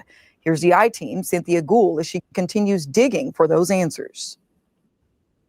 A Stand Your Ground case involving a teenage suspect from Sulligent is drawing new scrutiny as the alleged victim himself tells the court he wants the case dropped. I am disappointed, especially when I had the victim testify that he doesn't want to prosecute. He would like the charges dismissed, and that he wants my client released from jail, and that he has no fear. He's never had a problem with him before. Despite that testimony, Marquise Gunter remains in jail on a $750,000 bond, a figure the defense calls excessive. I don't think they'll ever get a conviction. They'll never get seat to 12 jurors to find my client guilty of what he's charged with. Attorney Lonnie Spann says Gunter was protecting his mother from an ex-boyfriend who was told to leave their home several times. In a domestic violence situation, Gunter had just turned 18 with no criminal record. And I feel like he is not being treated equally at all. And you got it from the victim that he did not want to press charges. He was just trying to defend his mama. That's all this baby been trying to do. This boy never been in trouble a day of his life. A major point of contention, whether the gun used in the shooting was stolen. The gun absolutely was not stolen. But prosecutors argue Gunter changed multiple parts of his story from his initial interview with investigators. You had an unarmed man that was shot without provocation with a firearm multiple times. The state's contention on Stand Your Ground, as we demonstrated at the hearing today is that the gun had been stolen, that he was in the midst of an unlawful act, and therefore he's not eligible for it. DA Andy Hamlin says he plans to meet with the victim. So if he continues to say he doesn't want to move forward, will that have a big impact on what you decide? Well, like with any victim, we're going to be respectful for what their wishes are, but there has to be consequences. For an outside perspective, we asked defense attorney Richard Jaffe, with nearly 50 years courtroom experience, about the unusually high bond. It's the same as no bond. There's not a dime's worth of difference between $750,000 and no bond. Under Alabama's rules of criminal procedure, the recommended bond for assault first degree is $5,000 to $30,000. Jaffe explains Gunner's bond can be appealed to the 11th Circuit. A habeas corpus, that he is being unlawfully detained in violation of the 8th Amendment and the Alabama Constitution. It's not uncommon to file those when it's that much out of range. And what about those incriminating statements Gunter made to police? Gunter was read his rights, but did not have an attorney present. Even so, you're still presumed innocent, and you are supposed to be granted a reasonable bail. If Judge Samuel Junkin grants the stand your ground motion, Gunter would have complete immunity from state, civil, and federal prosecution. It saves enormous amounts of judicial and financial resources. It's similar to self-defense. You must prove you didn't provoke the confrontation and were in reasonable fear of serious bodily harm or death. Newer laws do not require you to retreat if there's a danger. But Gunner's attorney Lonnie Spann says he is not optimistic about a stand-your-ground dismissal under Judge Junkin. Spann says he is now negotiating with the DA for either a misdemeanor or a youthful offender status, options that would allow Gunter to avoid a felony conviction. For the I-Team, I'm Cynthia Gould.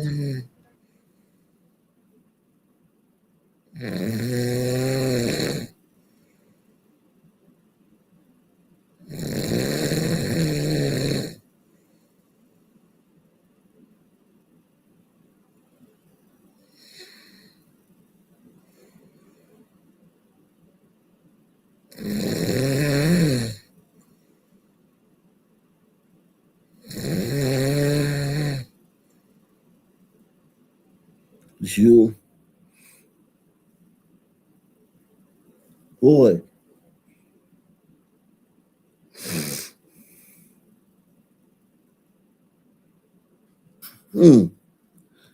Man.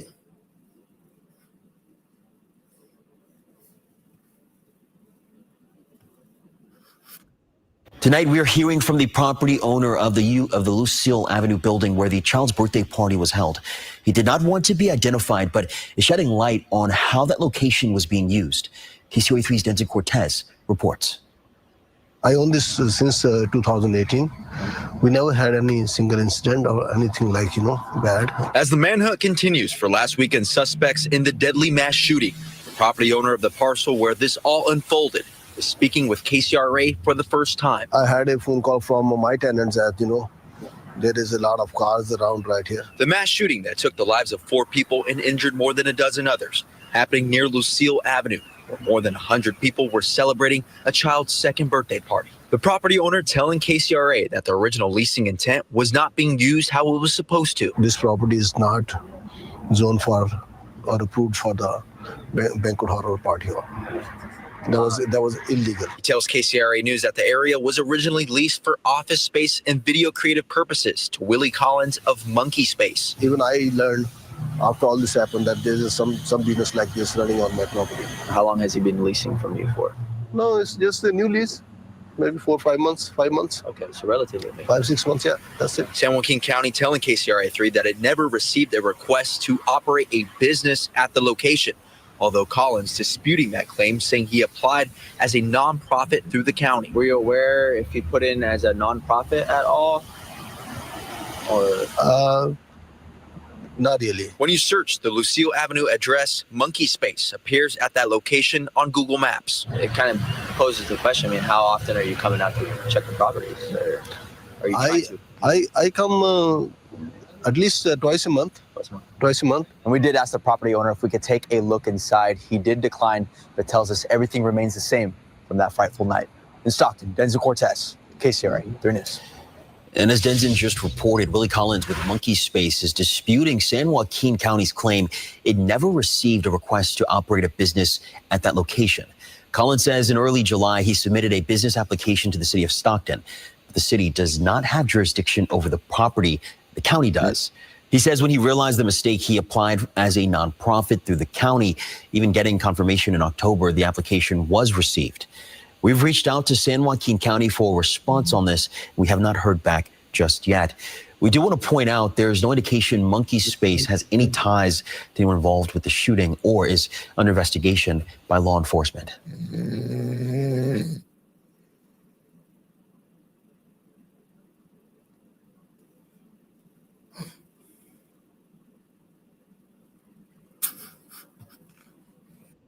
On camera, a wanted man breaks through an emergency exit at the courthouse, causing thousands in damage. Now, there's another warrant out for his arrest. This is a photo of Steve Henry taken in October 2022. KET.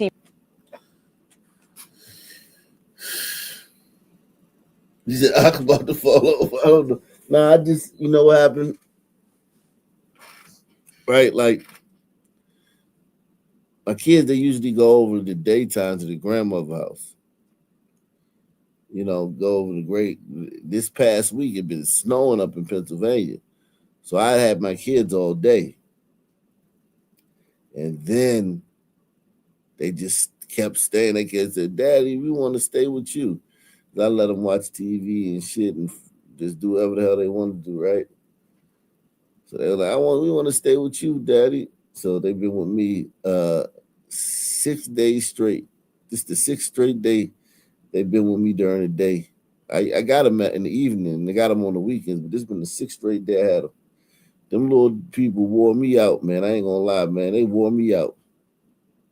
And doing this shit, I did sleep with my CPAP for 3 hours last night. I slept with my CPAP for 3 hours last night. That's why I didn't fall over. That's the reason I didn't fall over. That's the reason I've been able to keep going, because I got 3 hours in my CPAP last night. I want to get some time tonight with it too, man. But yeah, man, we gonna keep it going, man. We still moving forward, man. We still keeping it going, man. Yeah, man. Them kids, my son, he running up the stairs. My daughter, she doing what she do. I'm telling you, man.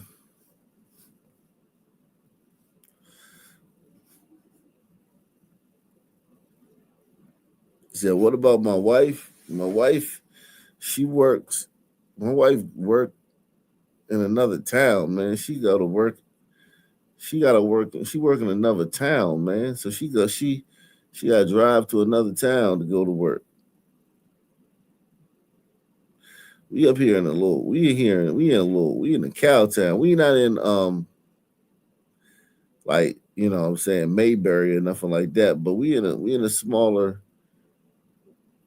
Pennsylvania. We in Pennsylvania. We in a smaller town in Pennsylvania. Smaller city in Pennsylvania. Ain't really nothing. Ain't no good jobs here, man. My wife works in another town, so she be gone.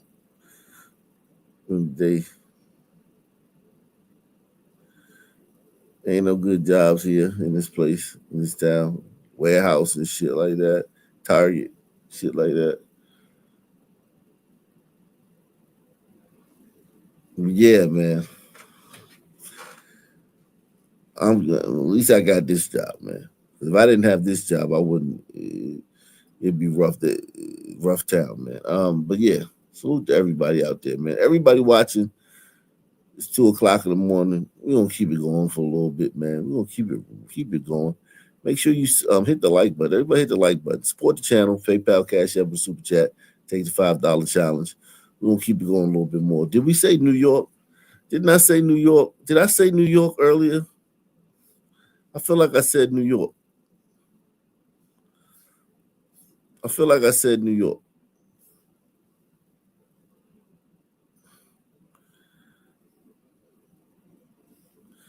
I feel like I said we was gonna go to New York. Let's see what's going on in New York. Yeah, man. It's been rough, man, Jack. Well, oof. I'm telling you, I'm trying to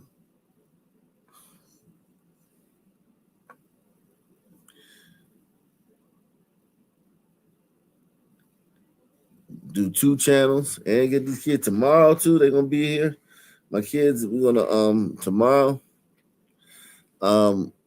Sunday, I gotta,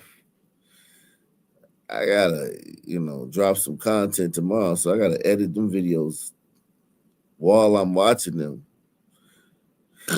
on the laptop and put them on the channel. It is what it is, man. Don't cry for me, man. I love taking care of my kids, man. I love being around my kids. I love being with my kids, man. They're my best friend.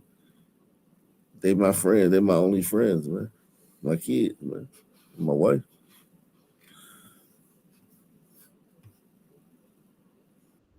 Conviction. In this episode of Crime in the City, the attack on an NYU student is caught on camera, and suspected CEO killer Luigi Mangione is back in court. Plus, they have no respect. They were all messed up. A car meetup turns into chaos. Right now, Fox 5's Crime in the City. For our first story this week, we begin on Broadway, where an attack on an NYU student was caught on camera. James Rizzo, the 45-year-old suspect in this case, is no stranger to the law. The man accused of assaulting an NYU student pleading not guilty in the attack. But now we're learning that 20-year-old may not have been his first victim. Jessica Formosa, what do you know? Yo, is that the motherfucker that do the game? Is that Kurt Menefee? Is this the motherfucker who does the football game? Fox on Fox used to do the game. Howie Long and all them, Terry Bradshaw. He looked like him. Anyway, salute to you, Barry James, man. He says, God bless you and your family. Appreciate that, man. God bless you and your family as well, man. Jeez.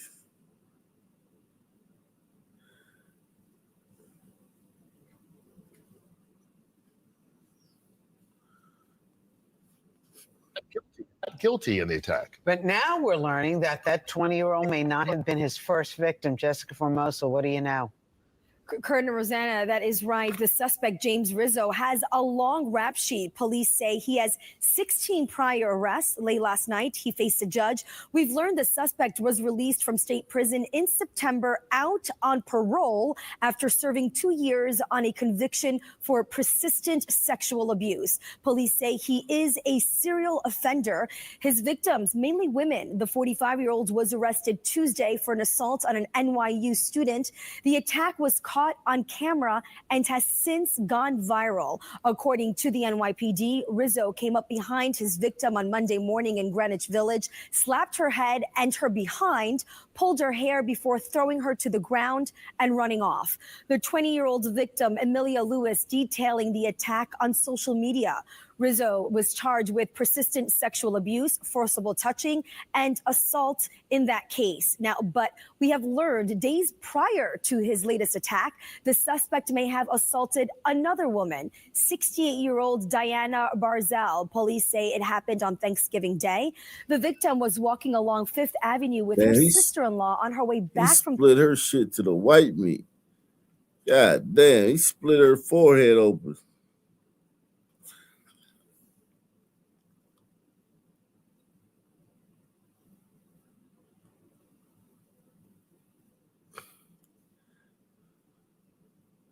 That's a real prognostic glider, man.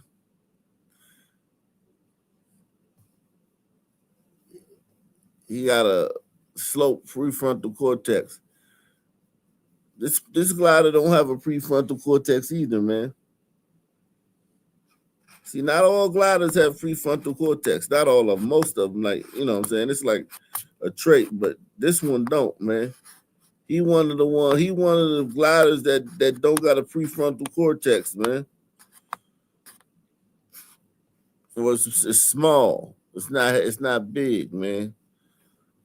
Pause. No homo.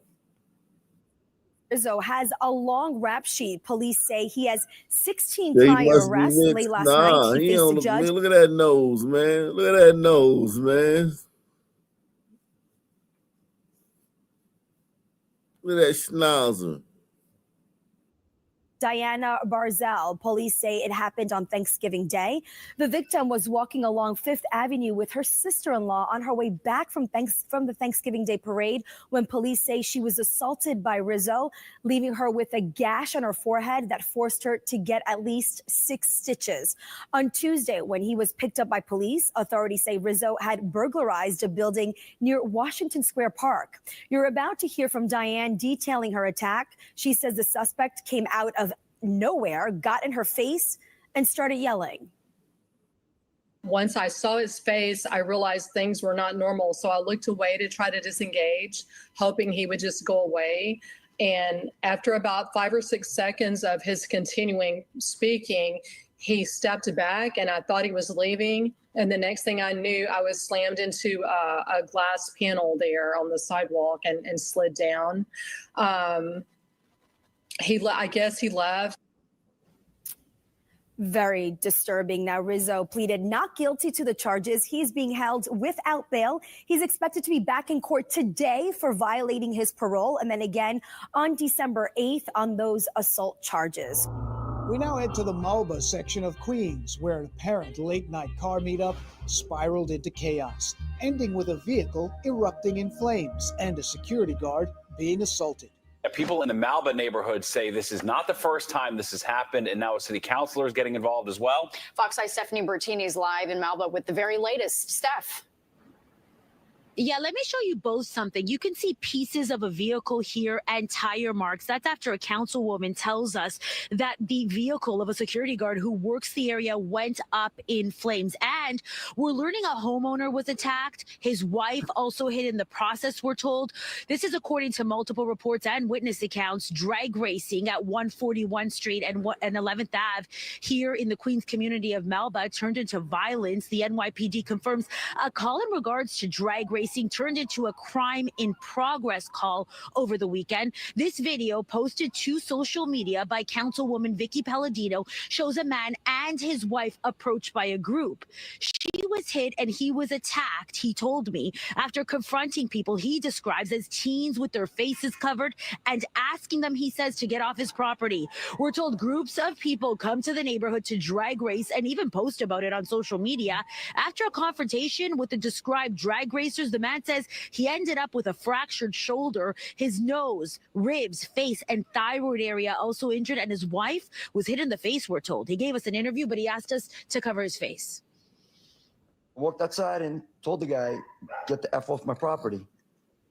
And then it just escalated. They have no care in the world. They have no respect. They're all messed up. Everybody's videotaping. As they were on you, what were you thinking? I wasn't. I just covered up. I just covered up because I knew what was going to happen. I knew if I didn't cover my face up, it was just going to get worse. So I covered up, and thank God they just stopped at one point. People in the area say outsiders coming to drag race has been going on for years. Councilwoman Vicky Palladino says speed bumps are needed to help with prevention, but she and many others say what happened this weekend, overnight Saturday into Sunday, was the worst of this kind of incident. Palladino says a police investigation is now ongoing in relation to the incident. They were animals. They got out of the car. This was a gang mentality. You cannot control a gang mentality. They came here on a mission and they succeeded. The tire marks related to vehicles doing donuts. And back out here live, we can tell you that we found at least 3 other areas in the neighborhood with patterns like those tire marks. And we're also told that right now, the NYPD is planning on increasing police patrols in the neighborhood. Down in Lower Manhattan, Luigi Mangione, the suspected killer of United Healthcare CEO Brian Thompson, appeared in court 1 year after the murder. Suspected United Healthcare CEO killer Luigi Mangione back in court for day 3 of his pretrial hearing. A Good Day's Briella Tomasetti. She is live at Manhattan Criminal Court in Lower Manhattan with more on what we can expect. And Briella, it's been a year. There's been a lot of interest in Mangione, but it's been a year since the Thompson family had their loved one gunned down.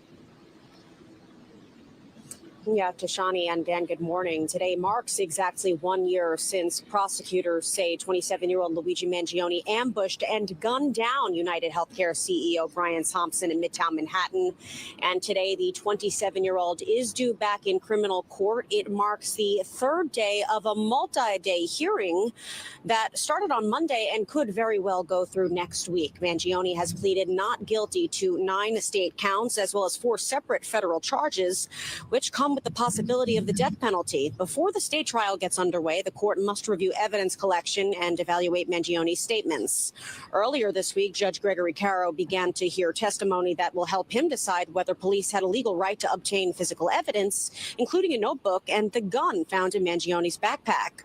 The defense wants that evidence thrown out since police in Pennsylvania did not have a search warrant and questioned Mangione for about 17 minutes before he was read his Miranda rights and taken into custody at a local McDonald's.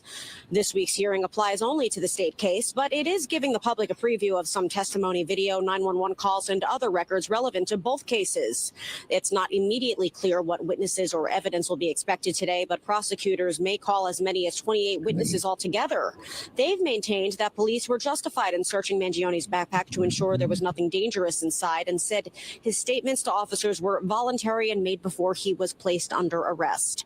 Mangione's defense team already scored a pretty big win back in September when they had state terrorism charges thrown out. They say that unconstitutional police conduct threatens his right to a fair trial. Now, we could see a possible ruling this week, either today, tomorrow, or next week, which is a lot more likely. That ruling could also come in written form, considering this is such a high-profile case that is under intense public scrutiny. Up in Times Square, a man was set on fire in the early morning inside the busy subway station. And we go to breaking news this morning. A man is recovering after being set on fire on the subway in Times Square. Police were called to the 123 subway station at West 42nd Street and 7th Avenue just after 3 o'clock this morning. They found the 55-year-old victim on the platform with burns on his legs. The victim says that it happened on board a subway train.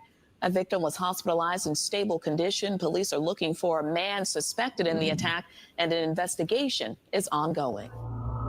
And staying inside that same subway station, another chaotic incident. 2 men are currently in custody for allegedly firing a gun there. Breaking news in Midtown. Shots fired inside the Times Square subway station. Police say it happened on the mezzanine of the ACE lines just before 8:30 tonight. No one was hit. 2 men are now in custody for allegedly firing that gun.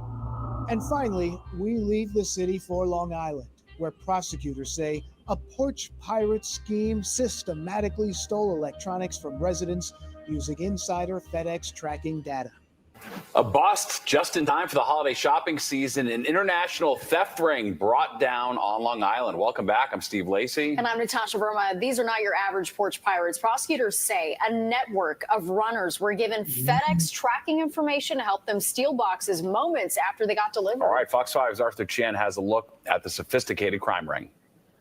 That's awful, because I get a lot of deliveries. The efficiency of these alleged porch pirates seemed uncanny. Over a 2-year investigation, there were times it seemed like they were waiting for the FedEx delivery person to arrive. And just their luck, across more than 30 towns in Suffolk County, they seemed to only be there for cell phones being delivered or other expensive electronics. The coincidence raised eyebrows. We saw clearly a pattern developing with the cell phone, so we decided to investigate that pattern. On Monday, the Suffolk County DA's office announced the takedown of a sophisticated porch pirate ring. 14 defendants indicted, the ringleader from the Bronx, where the stolen phones from Suffolk County would allegedly end up, then to be resold on the black market, domestically and internationally. They had the technological ability to unlock the phones and utilize them either as internet devices or communication devices or both. While authorities have now charged 14 people as part of this sophisticated ring, they say they are still working on rooting out how it is that the group came by such insider information from FedEx, the tracking information of these electronics. And for that reason, they say more arrests could be on the way. Those we spoke with in Suffolk County are relieved to hear a warning shot being fired at Porch Pirates.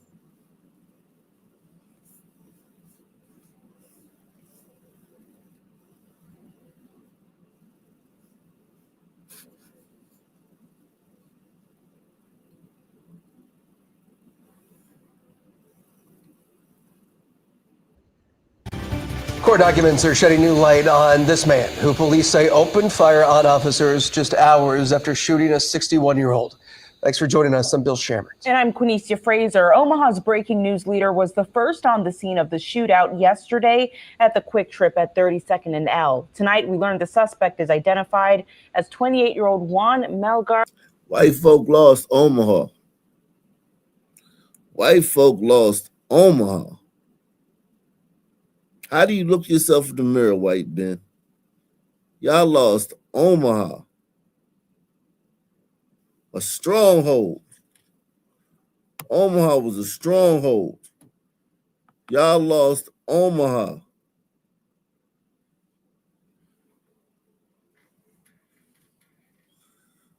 Got gangs and shit, niggas and hombredos tearing up Omaha.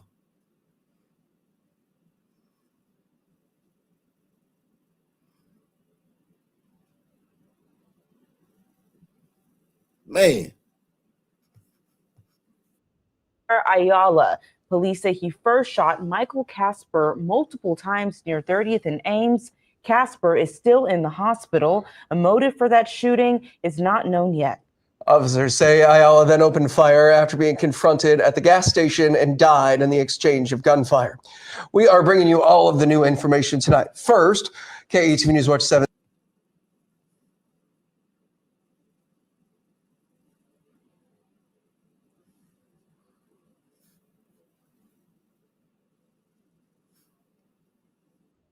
Florida man is now facing charges in connection with the murder of a woman whose remains were found on Gilgo Beach. The case dates all the way back to 1997. Jessica Formoso joins us right now with a look at how the suspect is connected to the case. Jessica. Good morning, Kurt and Tashani. 28 years after the bodies of a woman and her 2-year-old daughter were found on Gilgo Beach, the suspected killer appeared in a Florida court Thursday. 66-year-old Andrew Dykes was charged with murder. It's always a nigga, man. I've done probably 20 of these stories where the DNA, they find the motherfucker for in the new DNA technology of today. Allows them to find who killed somebody in the cold case. I've done like 20 of these. I don't do a lot of them. I don't do them all the time. I don't click on them all the time. But I've done about 20 of these over the year, couple of years, since this technology then came up. And 15 of them been niggas that killed the person. This shit is scary, dog. This shit is scary because it's like, yo, every time there's a cold case that gets solved, it's a nigga that did it.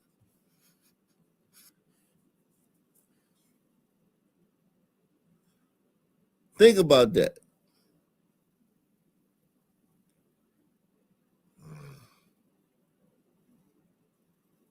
Every time there's a cold case that gets solved, it's a nigga that did it. 66-year-old Andrew Dykes was charged with murder in the second degree. During the court proceedings, we learned very little details. Now, we know Dykes, who has been living in Florida, was arrested on a fugitive murder warrant out of Nassau County.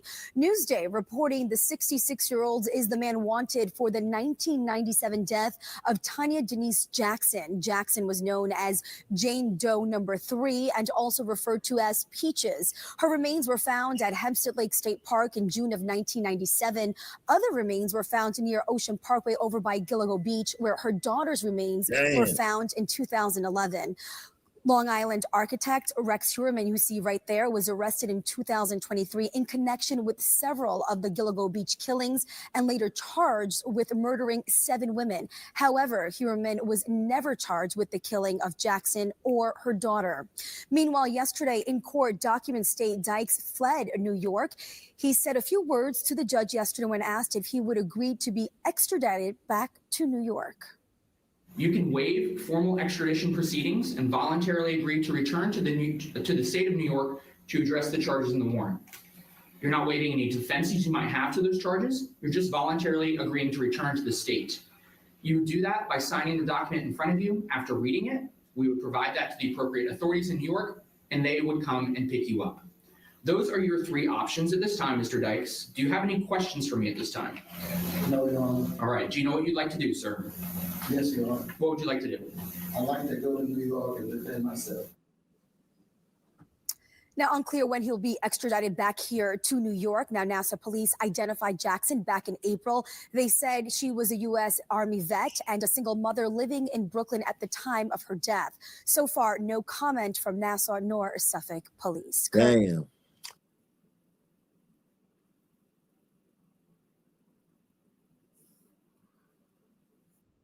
I don't like the words you choose. I don't know where you learned them. You're certainly showing no respect for the court. You're showing no respect for the victims in this case, or anybody involved. No respect for God. Did I cut you off?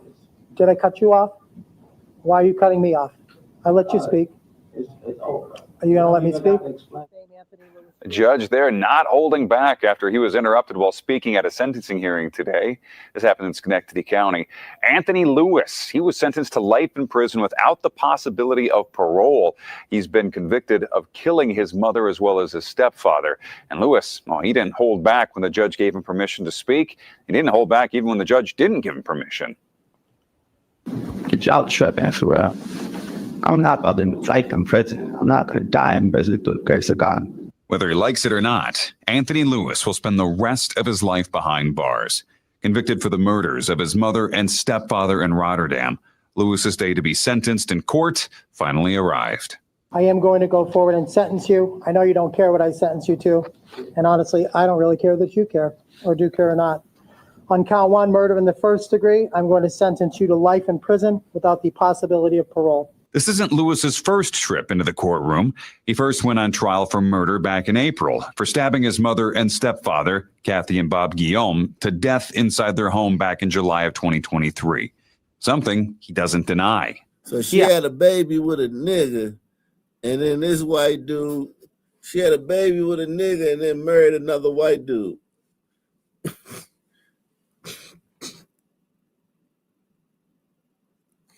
That's a trap too, man. That's a trap too. That's something to watch out for white dudes, man. Let me tell you something, man. Salute to my man, Raul Rodriguez. He said, good morning, man. Let me tell you this trap. White dudes, man, you got to be careful. You got to tread lightly. These biracials be confused, man. These biracials are nutty. A lot of times, not all the time, but they have a higher propensity of being nut jobs, man. Biracials have a high propensity for being nut jobs. And a lot of it is living in society. Because, you know, your mom's white, you're considered black. Your dad's not around. Black people accept you, but they either worship you or they mock you. But they don't treat you the same. You're not one of them. They might worship you. They might put you on a pedestal. But even when they're doing that, they're not treating you the same. Press 1.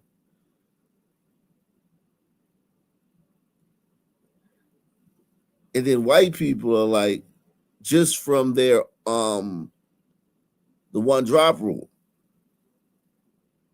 White people aren't even mean to you if you're biracial. It's just that, like, yo, the one drop rule, white people hold on to that. They like, look, if you got one drop, you're not white.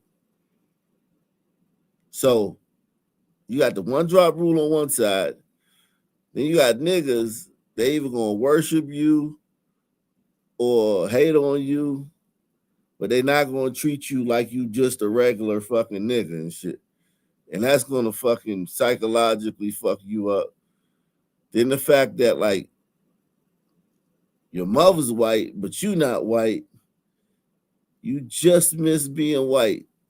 Like, mom, why didn't you just go ahead and fuck a white guy? Why'd you have to go fuck a nigga and make me a fucking half nigger?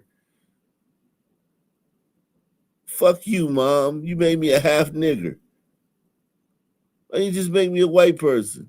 Fucking bitch. They got all that shit going on in their fucking head, man. You know what I'm saying? They crazy. So this white guy, he married this bitch after she went and had a fucking biracial kid. He walked right into a fucking, look at him, look at Bob and shit. He walked into some bullshit.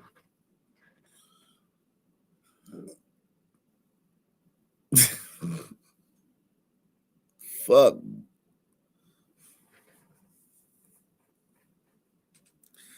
And you know they did everything for that boy. They did everything they could for that half a nigga.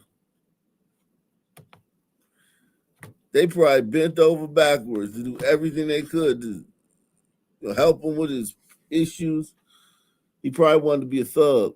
A lot of times, biracials, they'll either be like activists, right? It depends on which way they go, right? So when you want to, like, stamp your blackness, or you want to prove your blackness, two surefire ways to, like, if you feel like your blackness is like teetering or it's not solid, if you feel like your blackness is not solid, there's two surefire ways to kind of overcome that. And you know,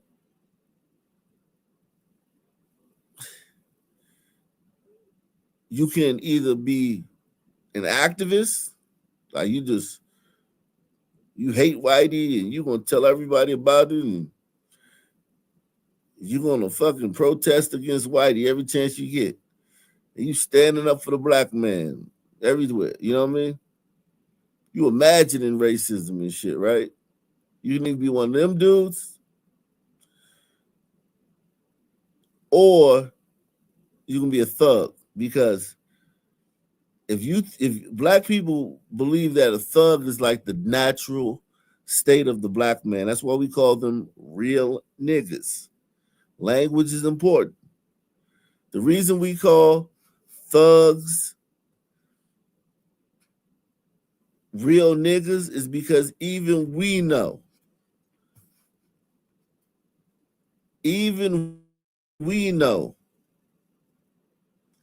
that the natural state of the black man is a fucking thug.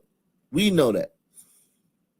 So in our slang, our vernacular, we refer to them, the degenerate, reprobate thugs and shit, and, you know, just villains and shit, thieves, robbers, you know, underachievers, losers, really, but they're not losers in our society, but they're losers in the bigger, greater society. We call those dudes real niggas. So a lot of biracials, what they'll do is they'll either be an activist or they'll be a thug. If they become an activist, they might annoy you to death. Like, if this kid had become an activist and went to HBCU, came home, he would have just annoyed this guy to death. Bob would have died from fucking, just annoyance. But if they're a thug, they'll fucking kill your ass. Press one. Press one. they're a thug, they'll fucking kill your ass.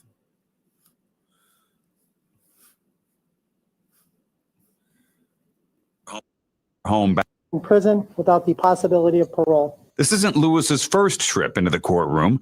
He first went on trial for murder back in April for stabbing his mother and stepfather, Kathy and Bob Guillaume, to death inside their home back in July of 2023. Something he doesn't deny. Yeah, I killed him because God told me to. I didn't let him get to the scripture. But you listen to this all day.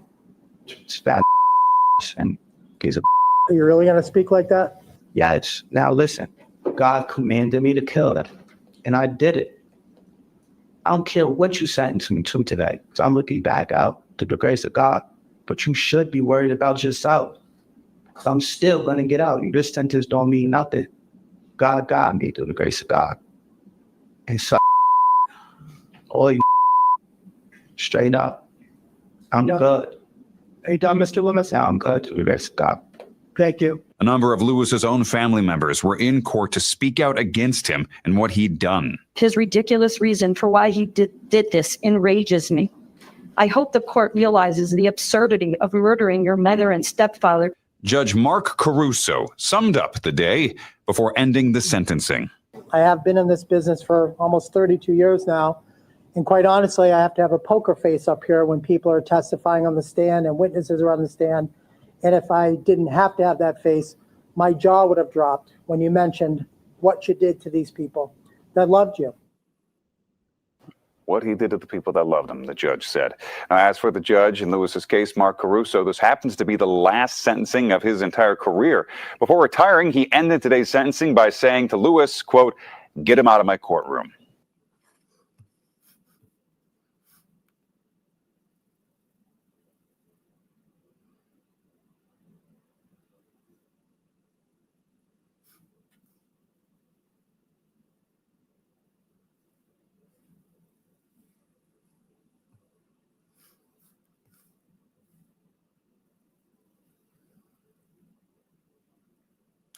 Man, we opened the show on a man who stabbed his parents to death, and we ended on a man who stabbed his parents to death. Ain't that crazy?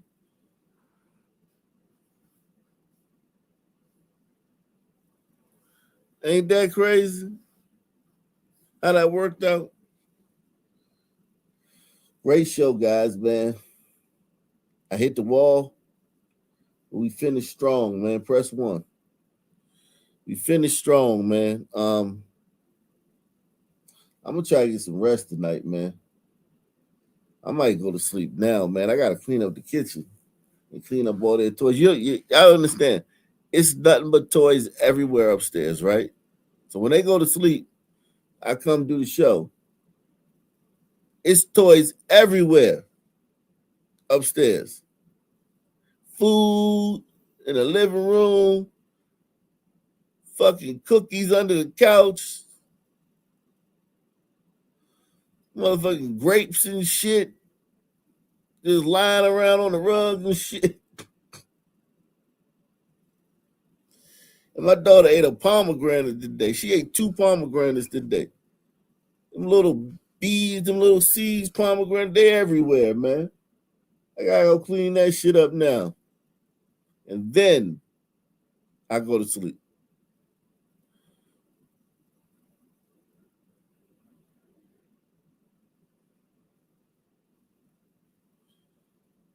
Ain't that a bitch? But yeah, man. Great show. Salute you guys. Thank you for being patient with me, man. I'm trying to get some sleep tonight, man. I'm working on 3 hours.